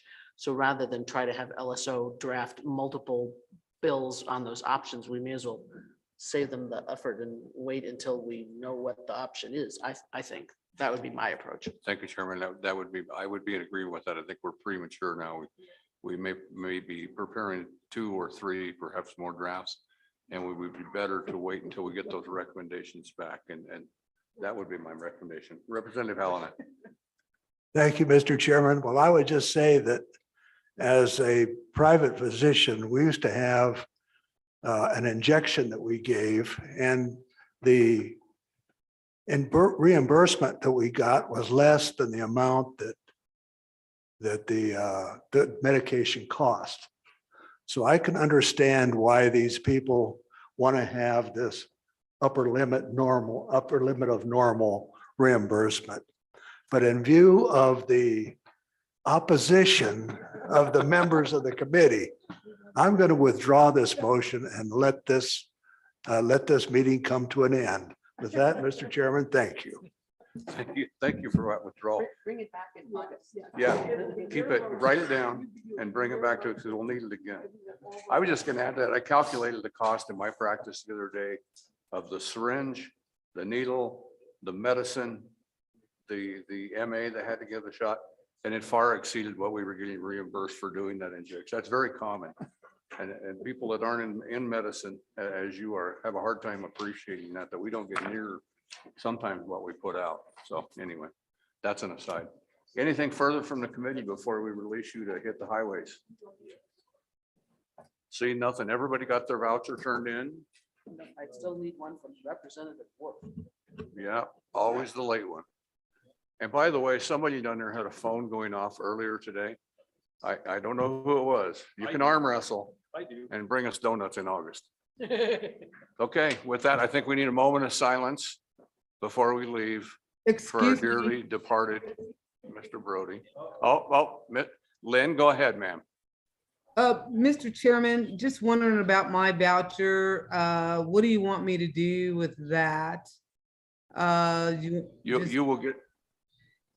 You will get that request online in the form for you to fill out like we did during Gotcha. our other previous meeting. Yeah. Gotcha. And Thank- now back to that moment of silence. You can participate in the moment of silence here for our Yes, soon to sir. be dearly departed Mr. Brody. And in this moment of silence, that was perfect. Thank you very much, John, for everything you've done for us.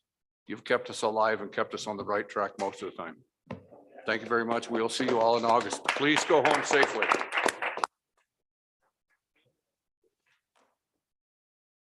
We adjourned?